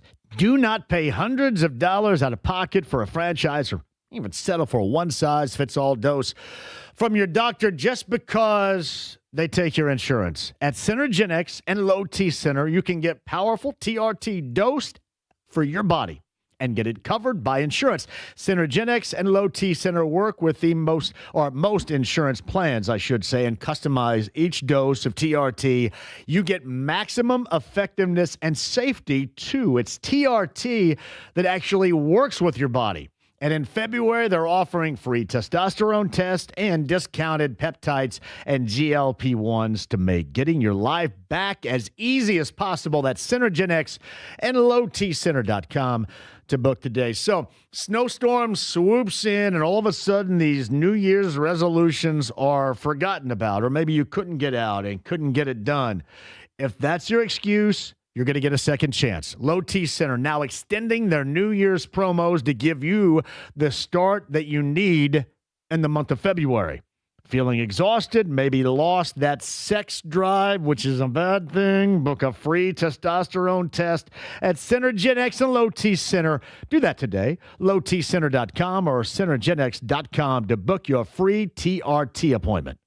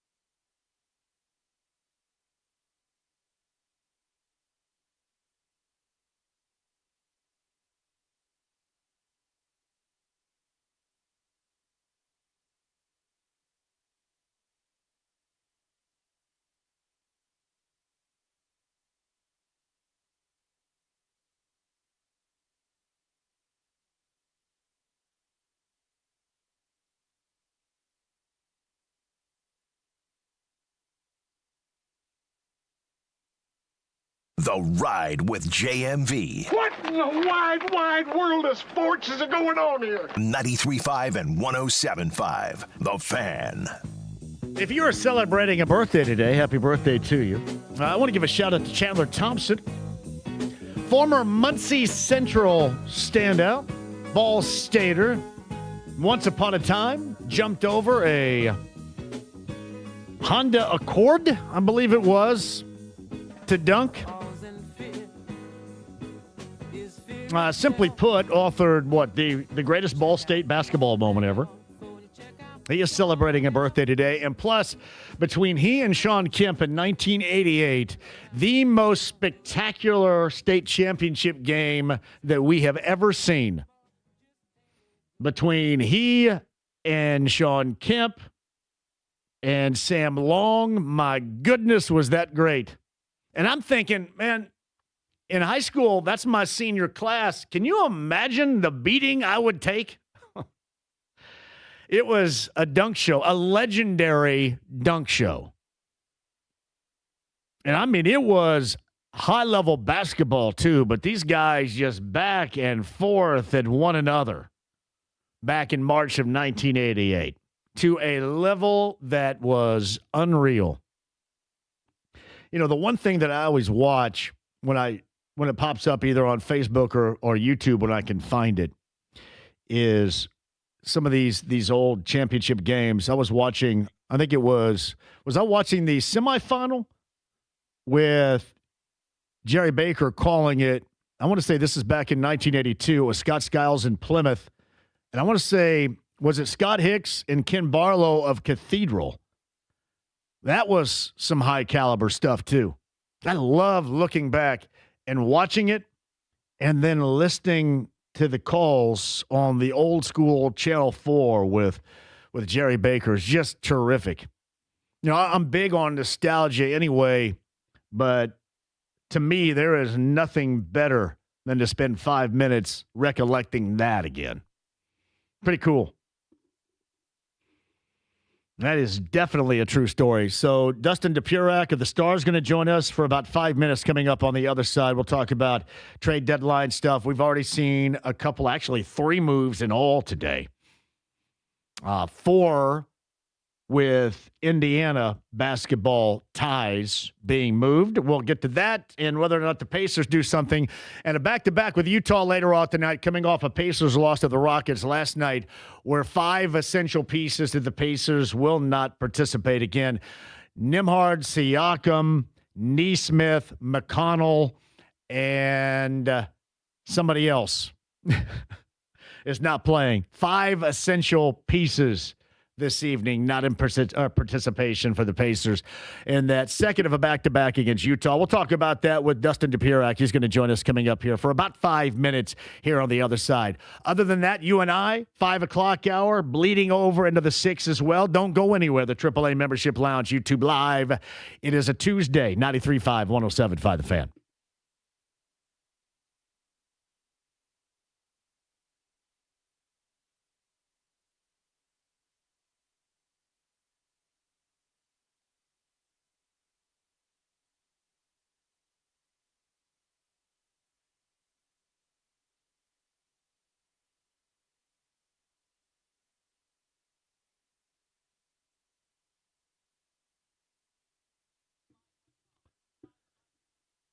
Hey, John here for WeGrowHairIndy.com. That's Darren Andrews. Hey, shout out. I had a friend of mine reach out today and say, hey, how do I get into contact with Darren Andrews? And I said, here's how, 317-522-2995, and wanted the advice on the real growing hair, getting that back. If you're losing it right now, the option is there with WeGrowHairIndy.com. Make that call. Ask for Darren Andrews today. 317-522-2995 or WeGrowHairIndy.com.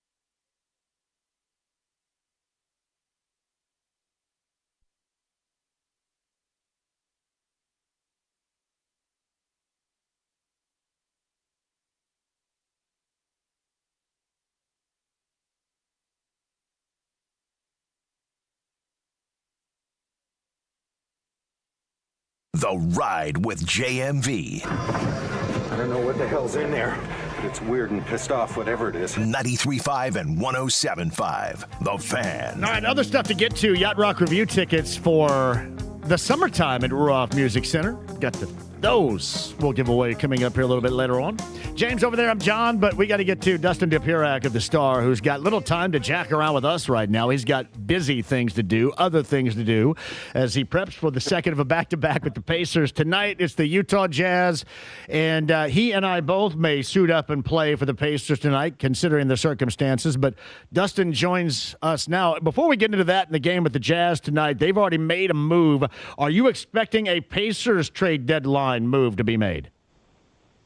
I mean, I think there's a good chance. I mean, certainly they have motivation for it. I mean, I think it's pretty clear, pretty out there that they're looking for a center and they're willing to trade Benedict Mathurin to get one. Obviously with him coming up on the restricted free agency block. So, I think that they're certainly going to try to, and it's just a question of does it make sense? Does it end up making sense for both parties? I mean, the center market isn't great as far as trades are concerned. There's certainly guys that are available that could be useful, but I think you are looking at this and saying, like, this has to be your guy. I mean, whoever you go get to be the five-man, you're going to get a high draft pick in this upcoming draft, but the center is not where it's loaded. There's, a lot of players between 2 and 4 that look really good between DeBonsa and Peterson and Boozer and Wilson, but there's not necessarily that 5 guy who stands out. So if you're making a trade now, you want to get a guy that's going to be the guy you're pairing with Halliburton as a ball screen partner. And everybody out there's just okay. Like Daniel Gafford, I think might be the one who makes the most sense. But there's a reason, why they're willing to move on from him in Dallas. Walker Kessler's an interesting situation, but he's out for the year and he's a restricted free agent. So basically, if you trade for him now, you're just basically getting, a little bit of an advantage as far as free agency negotiation is concerned. You don't actually get him as a player, and you don't get the chance to kind of convince him to stay by, running him out there with your team. There's a couple other interesting pieces. Yves Missy, is that the guy that you're going for? I certainly think they're going to try. Whether they're going to be successful or not, I don't know. But they obviously are in, they need a center, and they have to look to try to get something out of Benedict Mathurin before restricted free agency. Certainly there's a chance they could keep him, but, it seems to make a lot of sense to try to turn him into another asset. Dustin Dipirac of the Stars of the Andy Moore Automotive Group hotline. The thing about Gafford in the example I would give, don't you have to have a big in return here, or essentially what you'd be looking for is somebody that can knock down a face-up jumper, right? And he can't. In Gafford, yeah, no, exactly. That's the big issue, I think, is that a lot of the guys that they have been interested or would be interested aren't guys who shoot. And Misty is of the same type. Gafford, it's like something like 85% of his total field goal attempts have been within 10 feet of the bucket. And that's what I think Misty's kind of in a relatively similar scenario. They don't have a lot of guys on the market that are taking a lot of shots. Even if you swing big and go for Nick Claxton, who's a guy you got to pay $25 million to, he's the guy that's made 10 threes in his career. So you don't have a lot of those. Kessler can shoot it, but again, like Kessler puts you in a situation where, again, you're not getting the player, you're just getting the advantage in restricted free agency. Do you think it's an easy decision to make for them because Mathurin doesn't fit here long term? Is that something or a conclusion you have drawn? Because I don't. I think that his personality and his style, I think once he continues to mature, like I thought last night was the perfect game out of him as far as what the Pacers would be looking for. And I just don't want to see them lose that attitude that he possesses either. Yeah, he's still an asset. He's still a valuable player. It's like on one hand, you're looking at it and saying, okay, is he ever going to really figure out how to make the whole thing work with the way this offense operates? And a lot of nights you're like, I don't know, maybe not. But then sometimes you have a night like last night, you're like, well, that's, sharp reads, and he's, moving without the ball well, and he's like everything that they want him to be. And so there's been enough of those games to give you the hope, but there's also been enough games where you're like, okay, like he's just wired the way he's going to be wired. It's ultimately going to be better for him to go someplace else. And the thing that kind of tips you over onto that side is, okay, well, what's he going to want to be paid, at the end of the day? Like, what's he going to be willing to sign for? Because he thinks of himself as that great of a player. And if you just look at him as, okay, well, he's my sixth man because Nembhard and Neesmith have to be, the starting 2 and the 3, and I need those guys for defensive purposes and fit, everything sort of around that. Well, how much can you pay a sixth man? and then you start getting into, whether you're going to get into the tax aprons and stuff like that if you're paying him sort of over market for what you would want for a six-man. And, maybe the market isn't that great and you luck into not having to pay him that much in restricted free agency. There's a chance that happens. But it's basically like if he wants $20 million a year, it's going to be really hard to fit that in and continue to go after a center and to keep everybody else that you already have that are core pieces of this happy. Okay, quickly, I know you have to run here, Dustin, too. Do you think essentially Mathurin won't fit here or is not viewed to fit here because of the finances that surround it or because of his game and the way that it fits or may not fit with the team here? Yeah, the two are connected. I don't think you can say, okay, well, he's never going to be able to work. It's just, is he maximizing himself playing this style also? I think you can he's been useful. It's not like he doesn't serve any purpose. If you it's not like he had nothing to do with that playoff run. And he's like the fourth leading scorer in his draft class. It's not like he hasn't been productive. But he's not a natural fit. And it's just, again, if he's going to be your sixth guy, then he can be your sixth guy and your microwave scorer off the bench. Is that what he wants? Is that, can you afford that? If you're going to say, all right, Neesmith and Nembhard are the glue guys that you trust at that 2 and 3, and the way that they're paying him, it seems like they do. Where does Ben Mathurin fit in that whole discussion? So it's a combination of two things, but I don't think he can never be useful the way that they play. I don't think he is and has been helpful. It's just a question of how much are you willing to pay for that, and if you're him, do you think you can get more and have a bigger role someplace else that's more interested in what you have to do? It's almost like, this is just my opinion, it felt like he was resigned when you asked him that question last night about being traded. He was resigned to the fact that he was going to get dealt. That's what it felt like. It had that feel to it. That's kind of the way I took it too. But he's Ben Mathurin. I think if you watch our interactions, you could tell I don't always know where he's coming from. So, yeah. Well, you got to talk about basketball, and then nothing really else resonates, I think, with him. So yeah. That's what he's into completely. All right, hey, get off to what you need to do right here. We'll catch up again soon.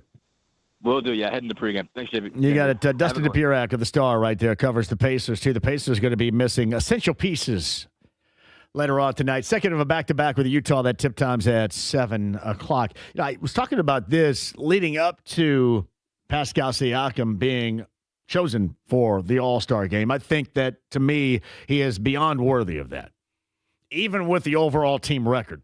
And I've gone even as far as suggesting that, to me, with as bad results-wise this team has been this season, that it's even more impressive because he amps it up every single game knowing that the likelihood of a win is very small. But he still puts up the numbers, still goes hard, still does it game to game. And I have a great deal of respect for that. And I thought the results that individually he put up is not at all along the lines of the lack of results that we have seen in the standings with the team. Thus, to me, it was a no-brainer. A lot of others would disagree. This, JMV, I'm happy Siakam made the All-Star game, but this is the same argument everyone uses for their star player in bad seasons. He's just on a bad team, but he's carrying them the best that he can. I'm going to stop right there. I don't think he's carrying them as best he can. I think that he is playing at an all-star level, and his team is not good. And especially magnified in the record. He is playing at an all-star level, which to me means you're worthy of an all-star selection. Reggie Wayne has caught footballs at a Hall of Fame level, which to me means he's worthy of the Hall of Fame. No matter who's played around him. Whether it was Peyton or Edgerrin or Marvin, and they're too stacked and they're too loaded. All of this stuff is window dressing bullcrap to me. What's most meaningful is the level of play in which the individual, and in this case, this is our outline. The outline is of the individual. Individually, Pascal Siakam has participated at an all-star level. His team hasn't. Individually, Reggie Wayne, over the course of his career, participated at a Hall of Fame level. Even though the teams that he was most successful as a part of were loaded around him. All that other stuff is just a bunch of bull crap conversation to me. One's Hall of Fame worthy, the other is all-star worthy. End of story. The problem that you have with a lot of this, and this is where Mike Chappell found it difficult. When you just look at something and you go, yeah, you know what, that makes sense. All-star. Yeah, that makes sense. Hall of Fame. That's when you look at Bill Belichick, nothing makes more sense than looking at his numbers. But when you have to spend 5 minutes explaining why you didn't or why he isn't, it's like Peter King, what we played for you last hour. Peter King essentially twists himself up into a knot trying to tell you about why he doesn't believe Reggie Wayne's Hall of Fame worthy. When you have to do that, you're going to be wrong. Now, with Mike Chappell's circumstance, I just didn't know why everybody around here was so pissy. I would have voted Bill Belichick in because the numbers suggest he needs to be voted in. I would have voted Barry Bonds in and Roger Clemens in because their numbers suggest they're deserving of being in. That's just me. That's not the rest of the world. I just think when you start arguing about this and that, and especially when it is far from cut and dry, with those baseball stories, those are certainly more cut and dry than this. But you can normally tell by the extent or the degree in which the dialogue goes along when the person has to continue to try to explain themselves and why it is. It's not just because it's going against the grain of the court of public opinion. It's because it's going against the grain of common sense. Common sense would dictate that in basketball terms, it's easy to see Siakam as an all-star. In football wide receiving terms, it's easy to see Reggie Wayne as deserving of the Hall of Fame honor. In terms of winning, it's easy to see Bill Belichick as a first ballot Hall of Famer. When you have to twist yourself up into a knot to explain why this person is worthy, then you know you're probably not on the right side of this particular debate. Further, I think Siakam being a vet who has proven himself on the biggest stage helped him. I just think, regardless, he has played at an all-star level. So when you play at an all-star level, by God, get yourself in the all-star game. Why not? Never really understood that argument. And luckily, you don't want to have to make that argument too often. Because it does kind of stink. It is an individual honor, and we're fortunate around here that this Pacer team's in a gap season where everybody laughs off losing. Or when you were entertained last night and the Pacers still lost and the Pacers are losing to a degree that's acceptable to you. I think losing stinks. I think getting worked over by Sengun last night stinks. I think not getting an offensive rebound in moments in which were entirely necessary stinks. So while the game was entertaining, nothing really entertains me about being a big fat loser. So I do come at it differently than you might. That is so true. Shout out to Bluff Road Barry, not Puxatawny Phil, as yesterday we found out 6 more weeks of winter, according to that groundhog. My groundhog is Bluff Road Barry. If you come up from the south side If you come up Bluff Road, maybe going downtown to work or whatever, you have probably seen just a little bit north of Southport Road and the worst Kroger parking lot of all time. Right around the train track area right there, you will find, more than just occasionally, Bluff Road Barry. And Bluff Road Barry hangs out there and doesn't really care about the traffic whizzing right by him. He's right there on the shoulder of the road, not having a care in the world, doing groundhog things. JMV, I have a higher regard of Bluff Road Barry, the groundhog, than I do some of these national known broadcasters. Shout out to you, Gator. Thank you. Seriously, if you ever see Bluff Road Barry, take a picture and send it to me, because he is real. He's there all the time. I know Puxatawny Phil gets all the accolades, all the embrace. Bluff Road Barry doesn't care. He just hangs out. True Southsider right there, let me tell you. JMV, we've won 15 games. There isn't an essential player left on that team. JMV, thank you, Jim McCann in Southern California. Was that Gary LaVox or Mike Wells on Friday? It sounded very much like Mike Wells on Friday, it did. JMV, this is from Nick. Wait, when did it come out that Chappell didn't vote for Belichick? I must have missed that. He said that last week on the show.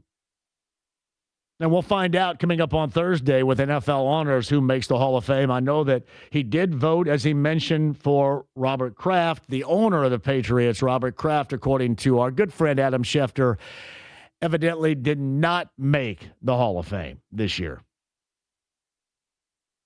That's not really the emphasis of the argument that I'm presenting right now for you, or the debate. It is just why you can fall in line. And I think oftentimes when you end up twisting yourself into a, and believe me, I have experience in this category. I have experience in twisting myself in a knot at times to make the former 33 look like he's got some sense when he was in the Pacer uniform. Do I think that he was essential as a part of this team to get them to the finals a year ago? Yes. But there are some games when his effectiveness I had to explain for about 30 minutes, and that's not good on me.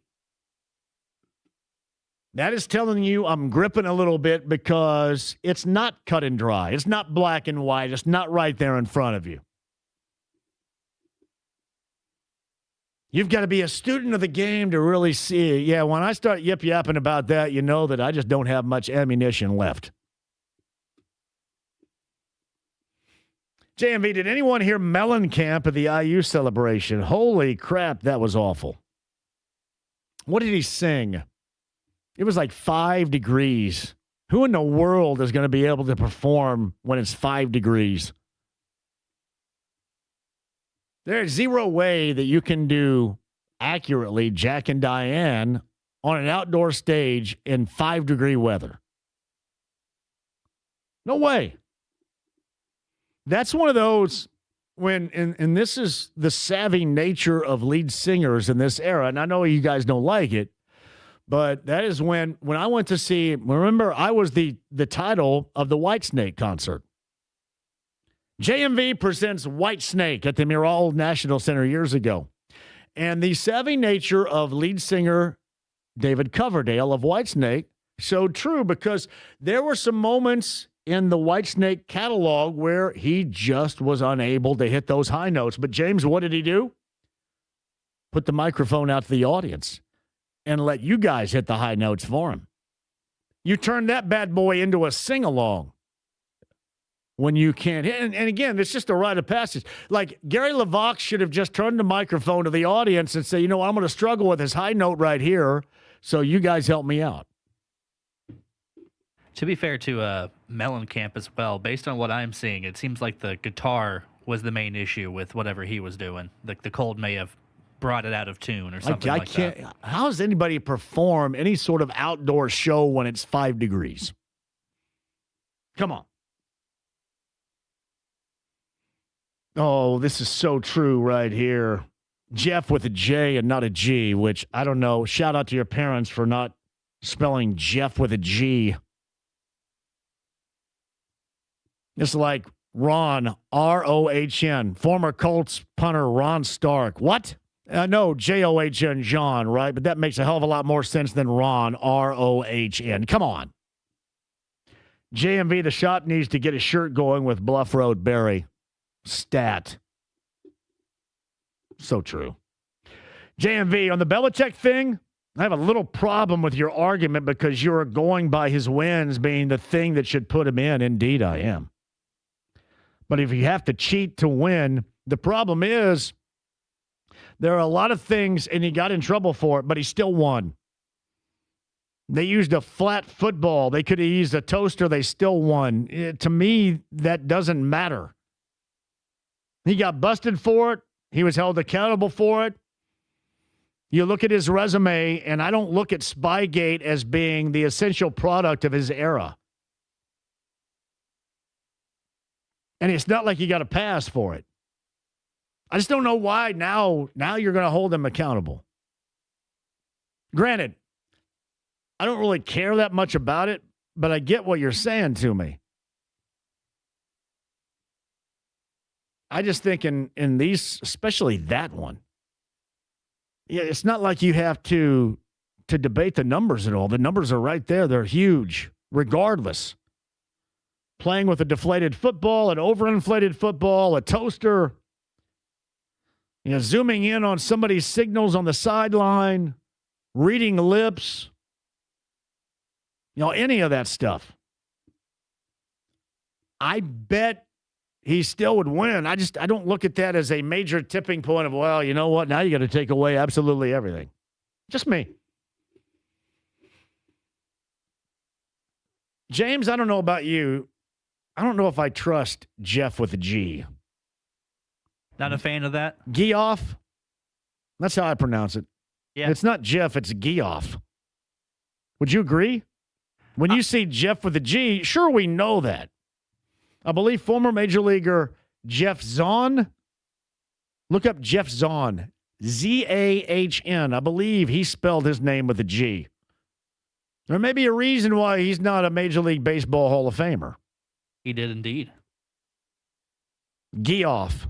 That's always Geoff to me. Who, has a kid and goes, I'm going to name it Jeff, and says, instead we'll call it Geoff. You want to name him Jeff, but you want to kind of overcomplicate things a little bit.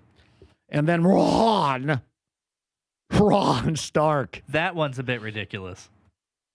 So do you think John, J-O-H-N, or John, J-O-N? What's better? I think because I'm more used to seeing J-O-H-N, that seems normal to me. Yeah.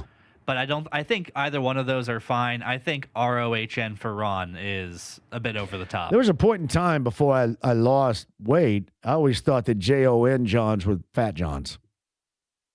And I thought, man, I should have been like the J-O-N John because I'm the Fat John.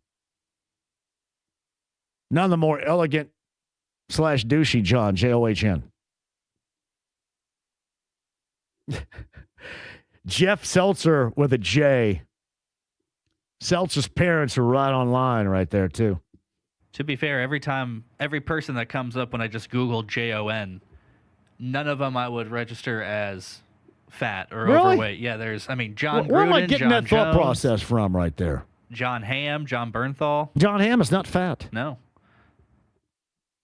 John Voight. John Voight. John Voight's car. Gritty writes this, JMV, he's saying, hurt so good, it sounded so bad. He wanted the players to sing along and they didn't know the words. Gritty, therein lies the problem. So he did try my method. My method to struggling with the words or the high notes is audience participation. It's just like this. Some methods, and this is true in any talk radio format, sometimes guys run out of things to say, so they go to the phones immediately. There are some dudes, in fact, that go to the phones in the first 5 minutes because they got about 5 minutes of content. Luckily for me, I've always had content no matter what it is for days. I've got it loaded up and ready. I wake up in the middle of the night and go, damn, that's good. Write it down. Damn, that's really good. I don't know what it is. I've had some really incredible dreams, not fantasies but like really weird dreams recently. Yeah. I had a dream last night that somebody came down my road and slid into my yard. And I went out and said, "Can I help you?" And they said, "No, we just slid into your yard." And I said, "Okay." You know, that kind of sounds like a euphemism. Yeah, slid. Yeah, that does, doesn't it? It does, yeah. Hey, why don't you come over here and slide into my yard later on tonight? Trademark it. See, there's the shop in Broad Ripple. Exactly. There's her shirt. Hey, you want to come over and slide into my yard later on tonight? Seriously. All right, quick break. We'll come back. It's just me and you on the other side. If you're on hold, I'll get to you as well. Yacht Rock Review tickets for a summertime show at Ruoff Music Center. Learning from your mistakes. I love Everwise, by the way. There are just some shows that are going to be too big for Everwise. Respect. That's probably one of them. Black Keys last summer and Gary Clark Jr., another great example. Just a little bit too big for Everwise. Ruoff for Yacht Rock Review coming up next summer, this summer, in fact, of 2026. Those tickets and that still to come. 93.5, 107.5 The Fan.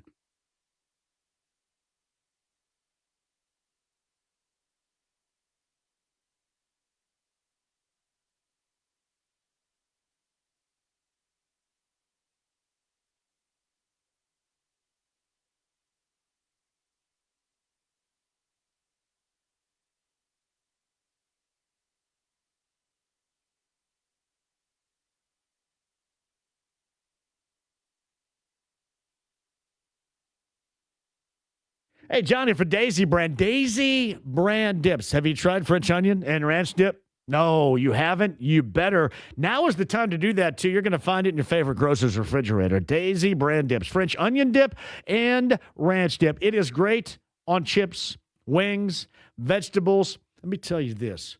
Superstar status of dipping with carrots. I had my first carrot 2 months ago, and now I'm all carrots all the time.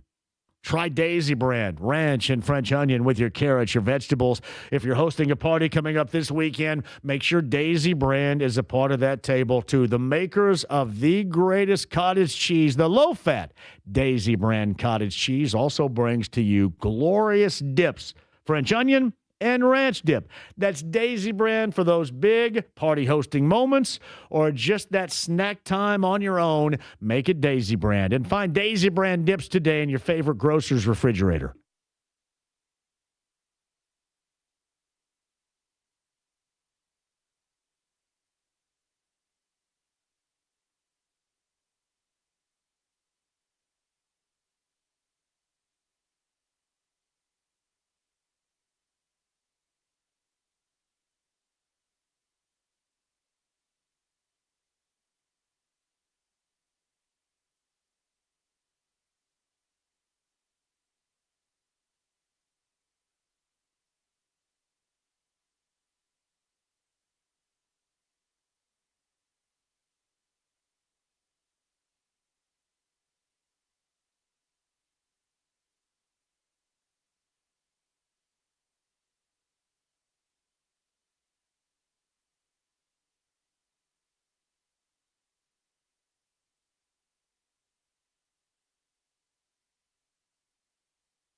Hey, John, for LD Smith Plumbing and Drains at 317-927-7186. Oh, here's how you can sometimes notice when all of a sudden you get water in spots in which it shouldn't be. That means you have a clogged drain. That means you need to do something about it. Now, I would rather you get in front of this because we're at some point going to have massive meltdown here. And that is going to wreak havoc on any clogged drains around your house or its foundation. Make sure you're clog-free and go with the absolute best in plumbing. That's LD Smith Plumbing and Drains. Lance and his local team at 317-927-7186. And I know that we have hit the mark too many times now with extreme cold temperatures. If your pipage has been compromised in any capacity, make sure you know where to go in your time of plumbing needs. And that's excessive, but still the best in plumbing has your back. Lance and LD Smith Plumbing and Drains, 317-927-7186 online, ldsmithplumbing.com.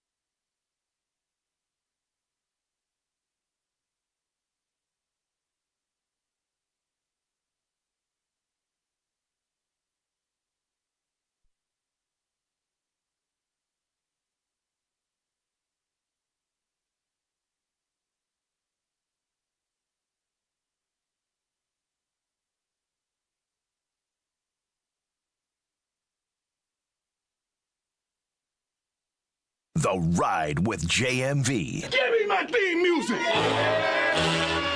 93.5 and 107.5. The Fan. Yacht Rock review tickets. Number 30, text line, 317-239-1070. This would be the great Al Stewart. Time Passages. Hey, leave this up for a second. I love this song. Who's with me on this? Here we go. Time Passages. Oh, that's great. What is the other Al Stewart classic from the 1970s that is yacht rock worthy? James, can you name it? I cannot. That would be On the Last Train Home Tonight, The Year of the Cat. Oh. Yeah, I love that. Number 30 on the text line at 317-239-1070. You will go see Yacht Rock Review. That's at Ruoff coming up in the summertime. Now, we'll tell you this. I'm actually going to go down and see these guys. Anybody else going on Friday? Friday, they play down in Nashville. Shout out to Christian, Brown County Music Center. Friday in Nashville, Indiana. I believe I'm going to go.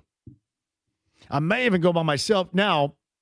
So if I end up going to the show on Friday at Brown County by myself, is that a bad look or nerdy, or is that okay? Can you go to a concert by yourself? Oh, yeah.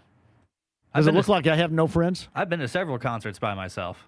Did it look like you had no friends? When you saw yourself in the mirror and you go, I'm very friendless here. I didn't really care. I'm a leper. If a band comes through that I want to see and nobody wants to go with me, I'm still going to go see them. Do you check yourself for BO going, maybe just people don't want to be around me? Thankfully, my cleanliness is never really all that in question. Cool. I don't know, but I'm going to go see. I have not seen them in forever. For some reason, my tickets got lost in the shuffle last year, if you remember that. So I'm going to go see them Friday night, Brown County Music Center. Two dudes from IU. I believe home base down in Atlanta, Georgia. That is Yacht Rock Review. And to me, yacht rock and that genre of music is still as popular as it was. I know for a lot of people, maybe because you end up hearing a lot of the same stuff unless you start going to deeper cuts. But I dig it. Always have and always will. Shout out to Corbin. Let's make this happen. The T-shirt is, Can I Slide Into Your Yard? February of 2026. Would you say that was a euphemism? Yep. Would it sound better if, can I slide into your front yard? Yeah. Slide in, mow your grass. J.R. Means writes this. Shout out to J.R. Means. Hey, J.R., by the way, too. Shout out to our guy, Joe Childers. I have not seen Joe Childers in a while. We have to see Joe Childers again very soon. JMV, you're absolutely right about Mellencamp at the IU celebration. It was like 5 degrees out there. Signetti sounded like the Lloyd Christmas and Harry Dunn trying to survive Aspen on the back of a mini bike. Yeah, there's going to be no good sound of that. That had nothing to do with the Mellencamp prowess. Believe me. Brian Gill says, no D in Jeff for Seltzer either. How about just no P as in play? Seltzer's quit basketball. How do you quit basketball if you're Jeff Seltzer? You know why? Because you don't want to get back on D ever. I think Seltzer may play half court with my Wednesday night guys playing half court at Brian's house now. Come on, Seltzer. Nah, seriously, I dig that right there, though. Corey Elliott writes this. I'm going to petition that the normal working class folk can have a gap year. We underperform.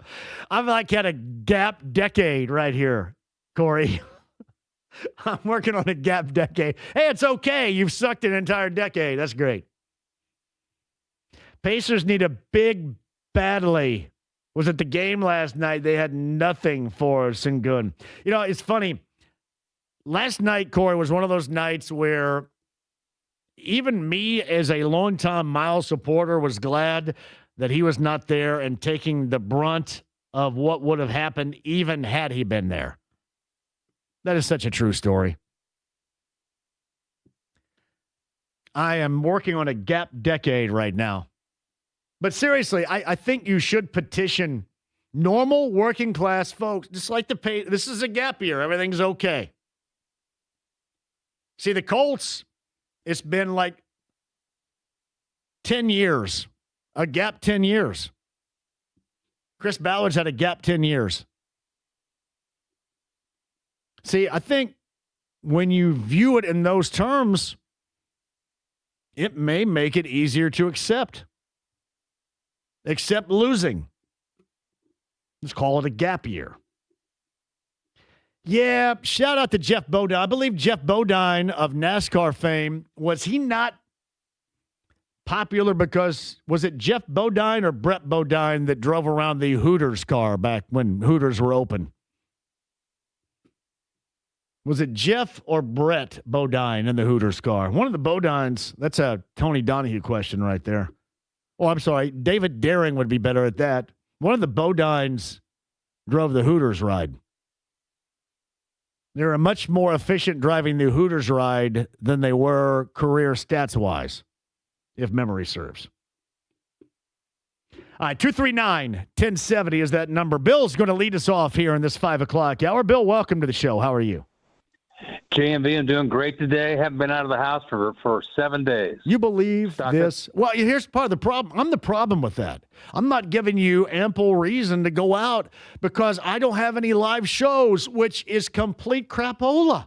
We got to get you out of the house and me out of the studio into a live show at a bar so we can celebrate as we normally do. I'm missing it. I know that would have been the only reason I would have shoveled my driveway. I'll tell you that much. But man, I'm a little bit disappointed today. First of all, we start off with the Pacers last night.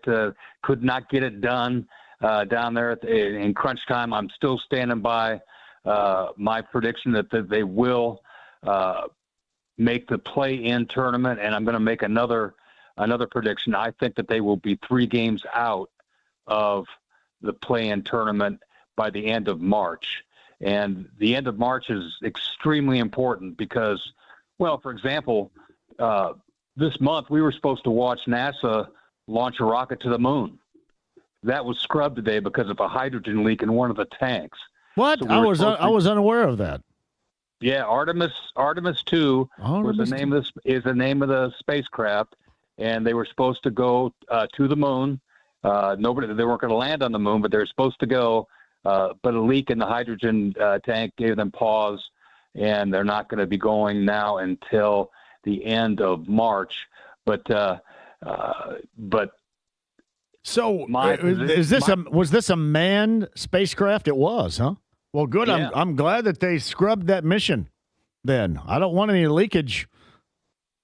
Yeah, especially since it's close to the anniversary of the Challenger. It was just last week, disaster. A matter of fact. Correct. Back in 1986. And that was quite horrific. But yes. But the question was posed to me earlier: if you had to bet on one thing or the other, and that's NASA launching a rocket from Earth, traveling millions of miles and circling the moon and coming back safely, or the Pacers making the play-in tournament. Which one are you willing to bet on? As in this year? Yeah. Oh, I'm betting on NASA. Pacers aren't making anything. This is a gap year. It's okay to lose. Remember that, Billy. You don't control a gap year. Well, I wouldn't be lodging a bet on a gap year when it's okay to lose. Yeah, I know what you mean. I'm excited though to see. And we'll probably see that tonight. That Cam Jones and Billy, you may see me. You may see me if they have a uniform for me down there. I may get a 10-minute contract because they are looking for bods, no question. No, they really are, but that's going to be good for some of the players from the Boom to come up. And Kyle Guy, if you're listening.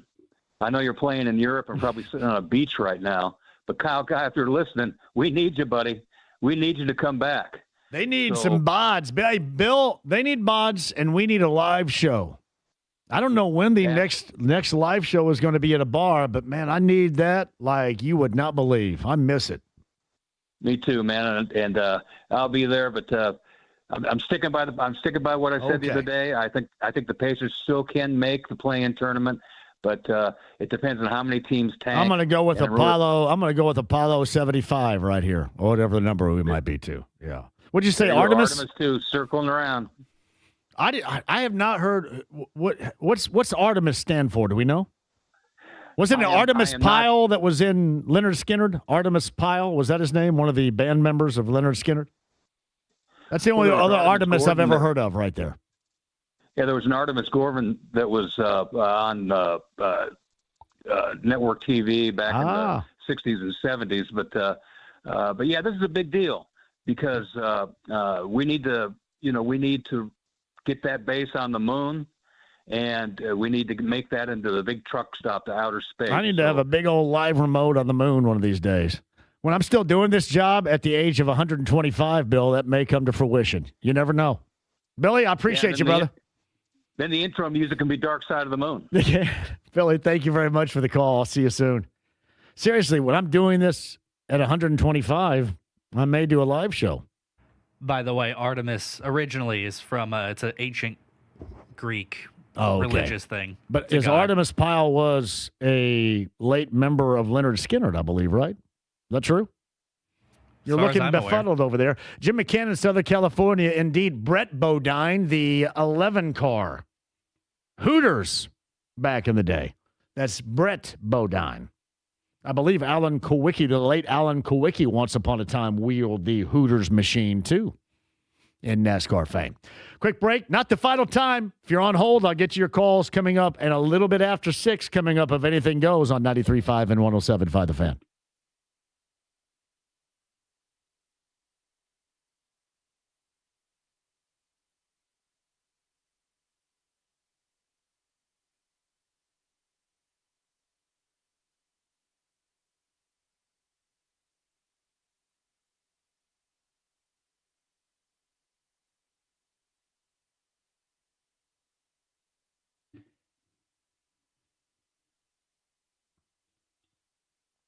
That is going to be a good time right there. And I will say this.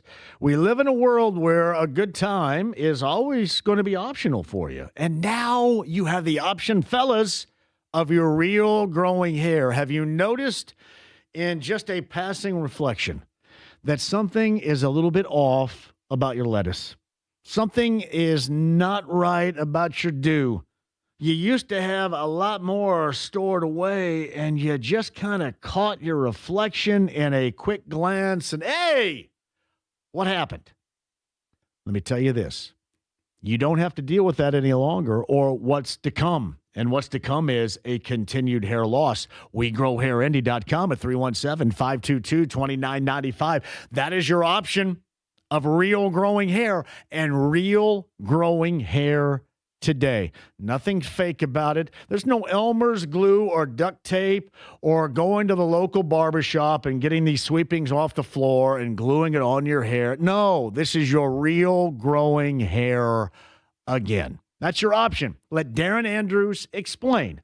317-522-2995. That's WeGrowHairIndy.com today.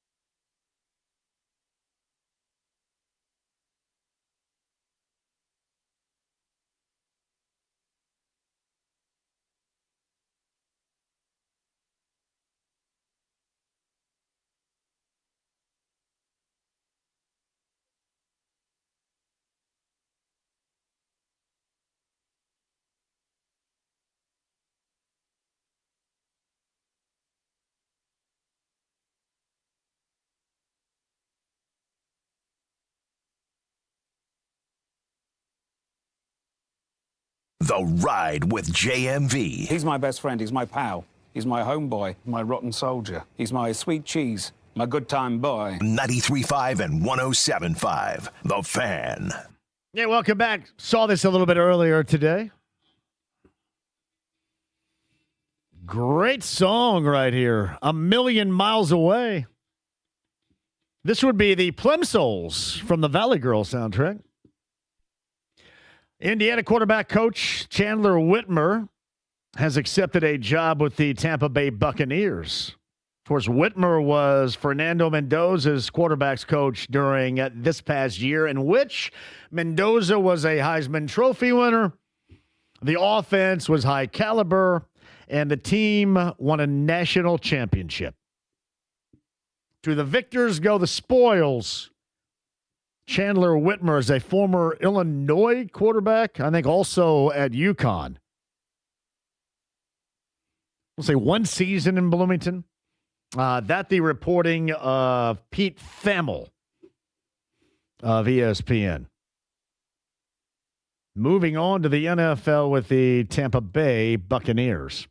Hey, a couple of quick shout-outs, too, because notice this in social media. I've tried to pay a lot more attention to social media and those that are sending me messages. I've been really bad about that. I've gone back in both X and Facebook, and there have been all these messages.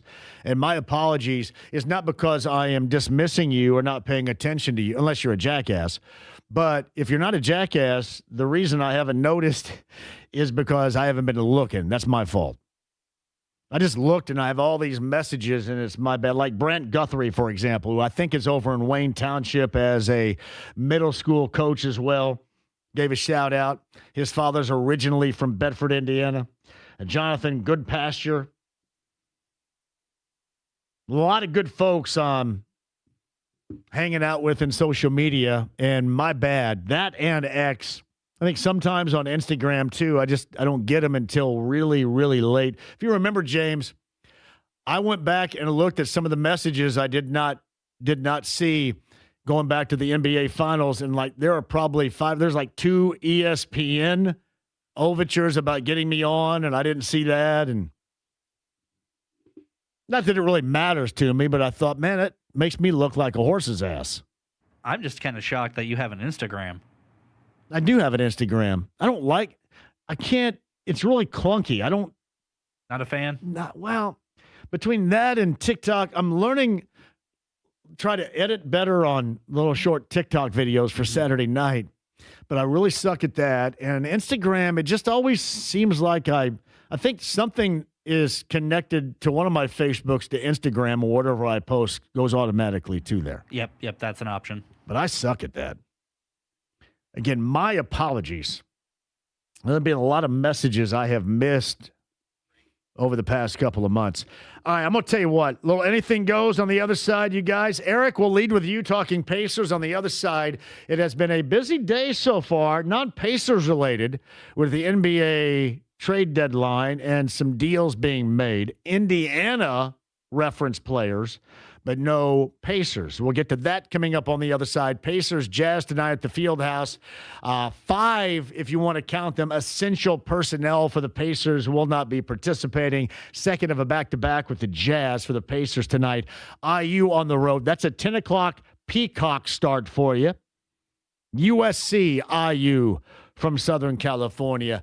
9 o'clock, your coverage begins, 93 WIBC. But until that time, little anything goes at 239-1070. We shall lead with Eric coming up on the other side. My advice, stick right there. 93.5, 107.5, The Fan.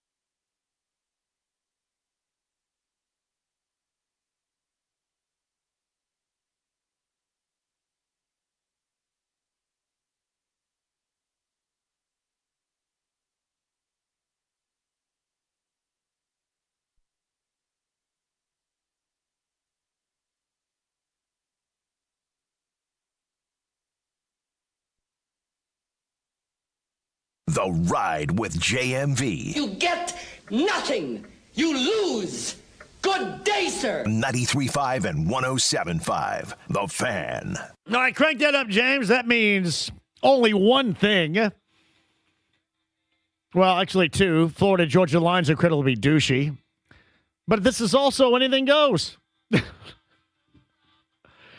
I think I am so douchey right now as a human being, I could join Florida Georgia line.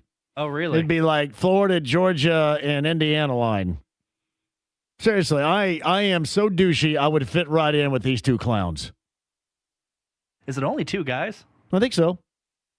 I think they have cornered the market on country douche. To be fair, I have no idea what either one of them look like. I'd fit right in with these guys. You look at, hey, get a picture of those guys, except for the tattoos. If I all of a sudden would have a change of heart and go, yeah, I think tattoos are cool, and got all tatted up, I would incredibly fit in. Yeah. Yeah, I see what you mean. I'm telling you. And listen, I own it because I know where I am right now. There is no 56-year-old in central Indiana that is tripping the douche light fantastic quite like me. And I can't help it. It's just like an avalanche. I can't help myself. I said this last week. I need like douche intervention. Need to go to douche rehab. Yeah, I think before I hit rehab, I just need somebody. I need an intervention. A room full of people. Go, hey, you in that V-neck like you're rocking right now. Can we just, hey, you and your Michael Douglas Basic Instinct going to the club V-neck. Can you chill out on that a little bit? Watch that again. One of my favorite things of all time is Michael Douglas. First of all, I think we all know why we love Basic Instinct. But Michael Douglas going to the club following Catherine Trammell, Sharon Stone to that club, that is me right there. Find a picture of that. That is me. That's who I've become. It's pretty sad. JMV, what happened to Brent Holverson? The really rottens are still looking for a bar restock. Well, when I get back with Brent, hopefully we have a tavern tour stop in February because there is nobody that is needing a tavern tour stop quite like me and our listeners. But yeah, James, remind me, we owe probably 2 bar restocks for the fantasy and just for the fantasy. Is it just 1 or 2? Well, we also have the Pigskin Pick'em. Oh, yeah. 2 bar restocks. Actually, we may owe 3 because we had the normal one in the spread. I carried somebody's around in my truck forever, and I got sick and tired of doing it, so I unloaded it. You're lucky I didn't drink it. Here's the thing. I reserve the right, if you guys don't make a connection with me to get your bar restock, I'm going to drink it. All right? Just so you know. I reserve the right that after a point in time, if we don't make that connection, then I'm going to drink up your bar restock. So if we owe you a bar restock, get in contact with James. James, put your email out there so they can contact you. Will do. But I am not going to jangle around in my truck with these bottles clanking everywhere to try to find you guys. I'm going to take it back home, and I'm going to drink it. I reserve that right. Thank you. All right, anything goes at 239-1070. Let's leave with Eric here in the 6 o'clock hour. Hello, Eric. How are you? I'm doing great, JMV. How are you? Fan-stinking-tastic. I just wanted to say, if you would quit being a G-Hoff and answer your messages on Facebook and social media, man, people probably like you more. I tell you, it's so bad. You know what, though? I think I am one person out there that I recognize, and I do own my huge mistakes, and that's a huge mistake. The whole douche-tacular thing I'm transitioning into right now is something else that I absolutely own. So at the very least, I'm understanding of it. Hopefully they're correctable. I've just not found a solution to those issues as of yet. If it makes you feel any better, you have answered mine plenty of times, so I won't put you in that category There yet. you go. I appreciate it, brother. I do at times try. I have to notice it, and sometimes it's like 3 a.m. Sometimes it's in the bathroom. You never really know when it's going to happen. I get it. Yeah. I totally get it. Go ahead. As far as the Pacers go, not only would I bet on NASA going back to the moon and back, I would bet them colonizing Mars before I bet on the Pacers making the play. Well, it's a gap year, so it's okay to lose. It is a gap year. I agree with that. I mean, I've heard, people don't like losing. Losing sucks. It sucks, big floppy. I get it. It's no fun. But for the long-term benefit of this franchise, we all know, at least most do, that this will benefit us in the long run. You know what, Eric's funny about this is Jake has, and he has and Eddie Garrison's in the other room now, the production studio. He knows he has a Why Not Indiana copyright. I need to copyright Gap Year.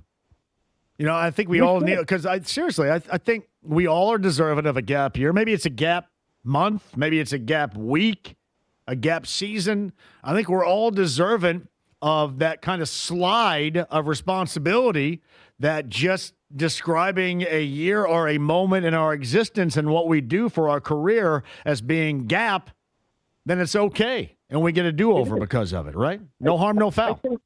I think a lot of us already knew that gap year was coming when he went down in June.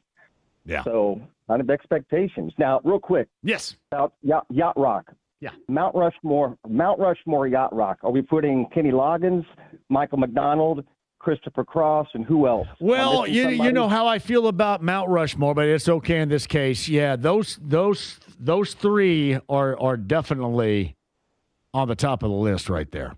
Those particular. Now, I would put Jerry Rafferty up there, but he's probably not going to be up there. But McDonald, Christopher Cross, Kenny Loggins are certainly the top three of the genre, without question. I love some Rafferty. Steelers wheel, man. Good stuff. Well, that and just, you know what? You can get even deeper in his catalog. I love Rafferty. I love Bob Welch, the solo stuff of the late, great Bob Welch. So there are any number, I think, of those that could take that four-hole up right now. But those are the top three, without question. Well, I've told you before, you and I share the same music taste, and I like all those guys too, man. So, Yacht Rock Review, you got it, Eric. Thank you very much. Yacht Rock Review is going to be an outstanding show. We gave away tickets earlier. We'll give away tickets tomorrow. That's the Ruoff performance of the guys coming up later on in the summer. But Brown County Music Center is on Friday, and I may go alone. Because I've got no friends. I just want to see him. I haven't been able to see him. James, great job out of you. Hey, later on this week, Bobby Marks, after the NBA trade deadline. Braylon Mullins, by the way, UConn and Xavier later on tonight in the Big East. The former Indiana Mr. Basketball joins us, I believe, on Thursday. So that'd be nice. Pacer recap, Pacers and Jazz. 9 players with availability for the blue and gold later on tonight against the Jazz. We'll follow the trade deadline, IU USC 93 WIBC. 9 p.m. your coverage begins. IU goes for the West Coast two-step in wins against the Trojans tonight. That tip time, if you're watching, peacocked, 10 o'clock. Coming up next, bottom of the hour, Pacer pregame. Don't go anywhere. 93.5, 107.5 The Fan.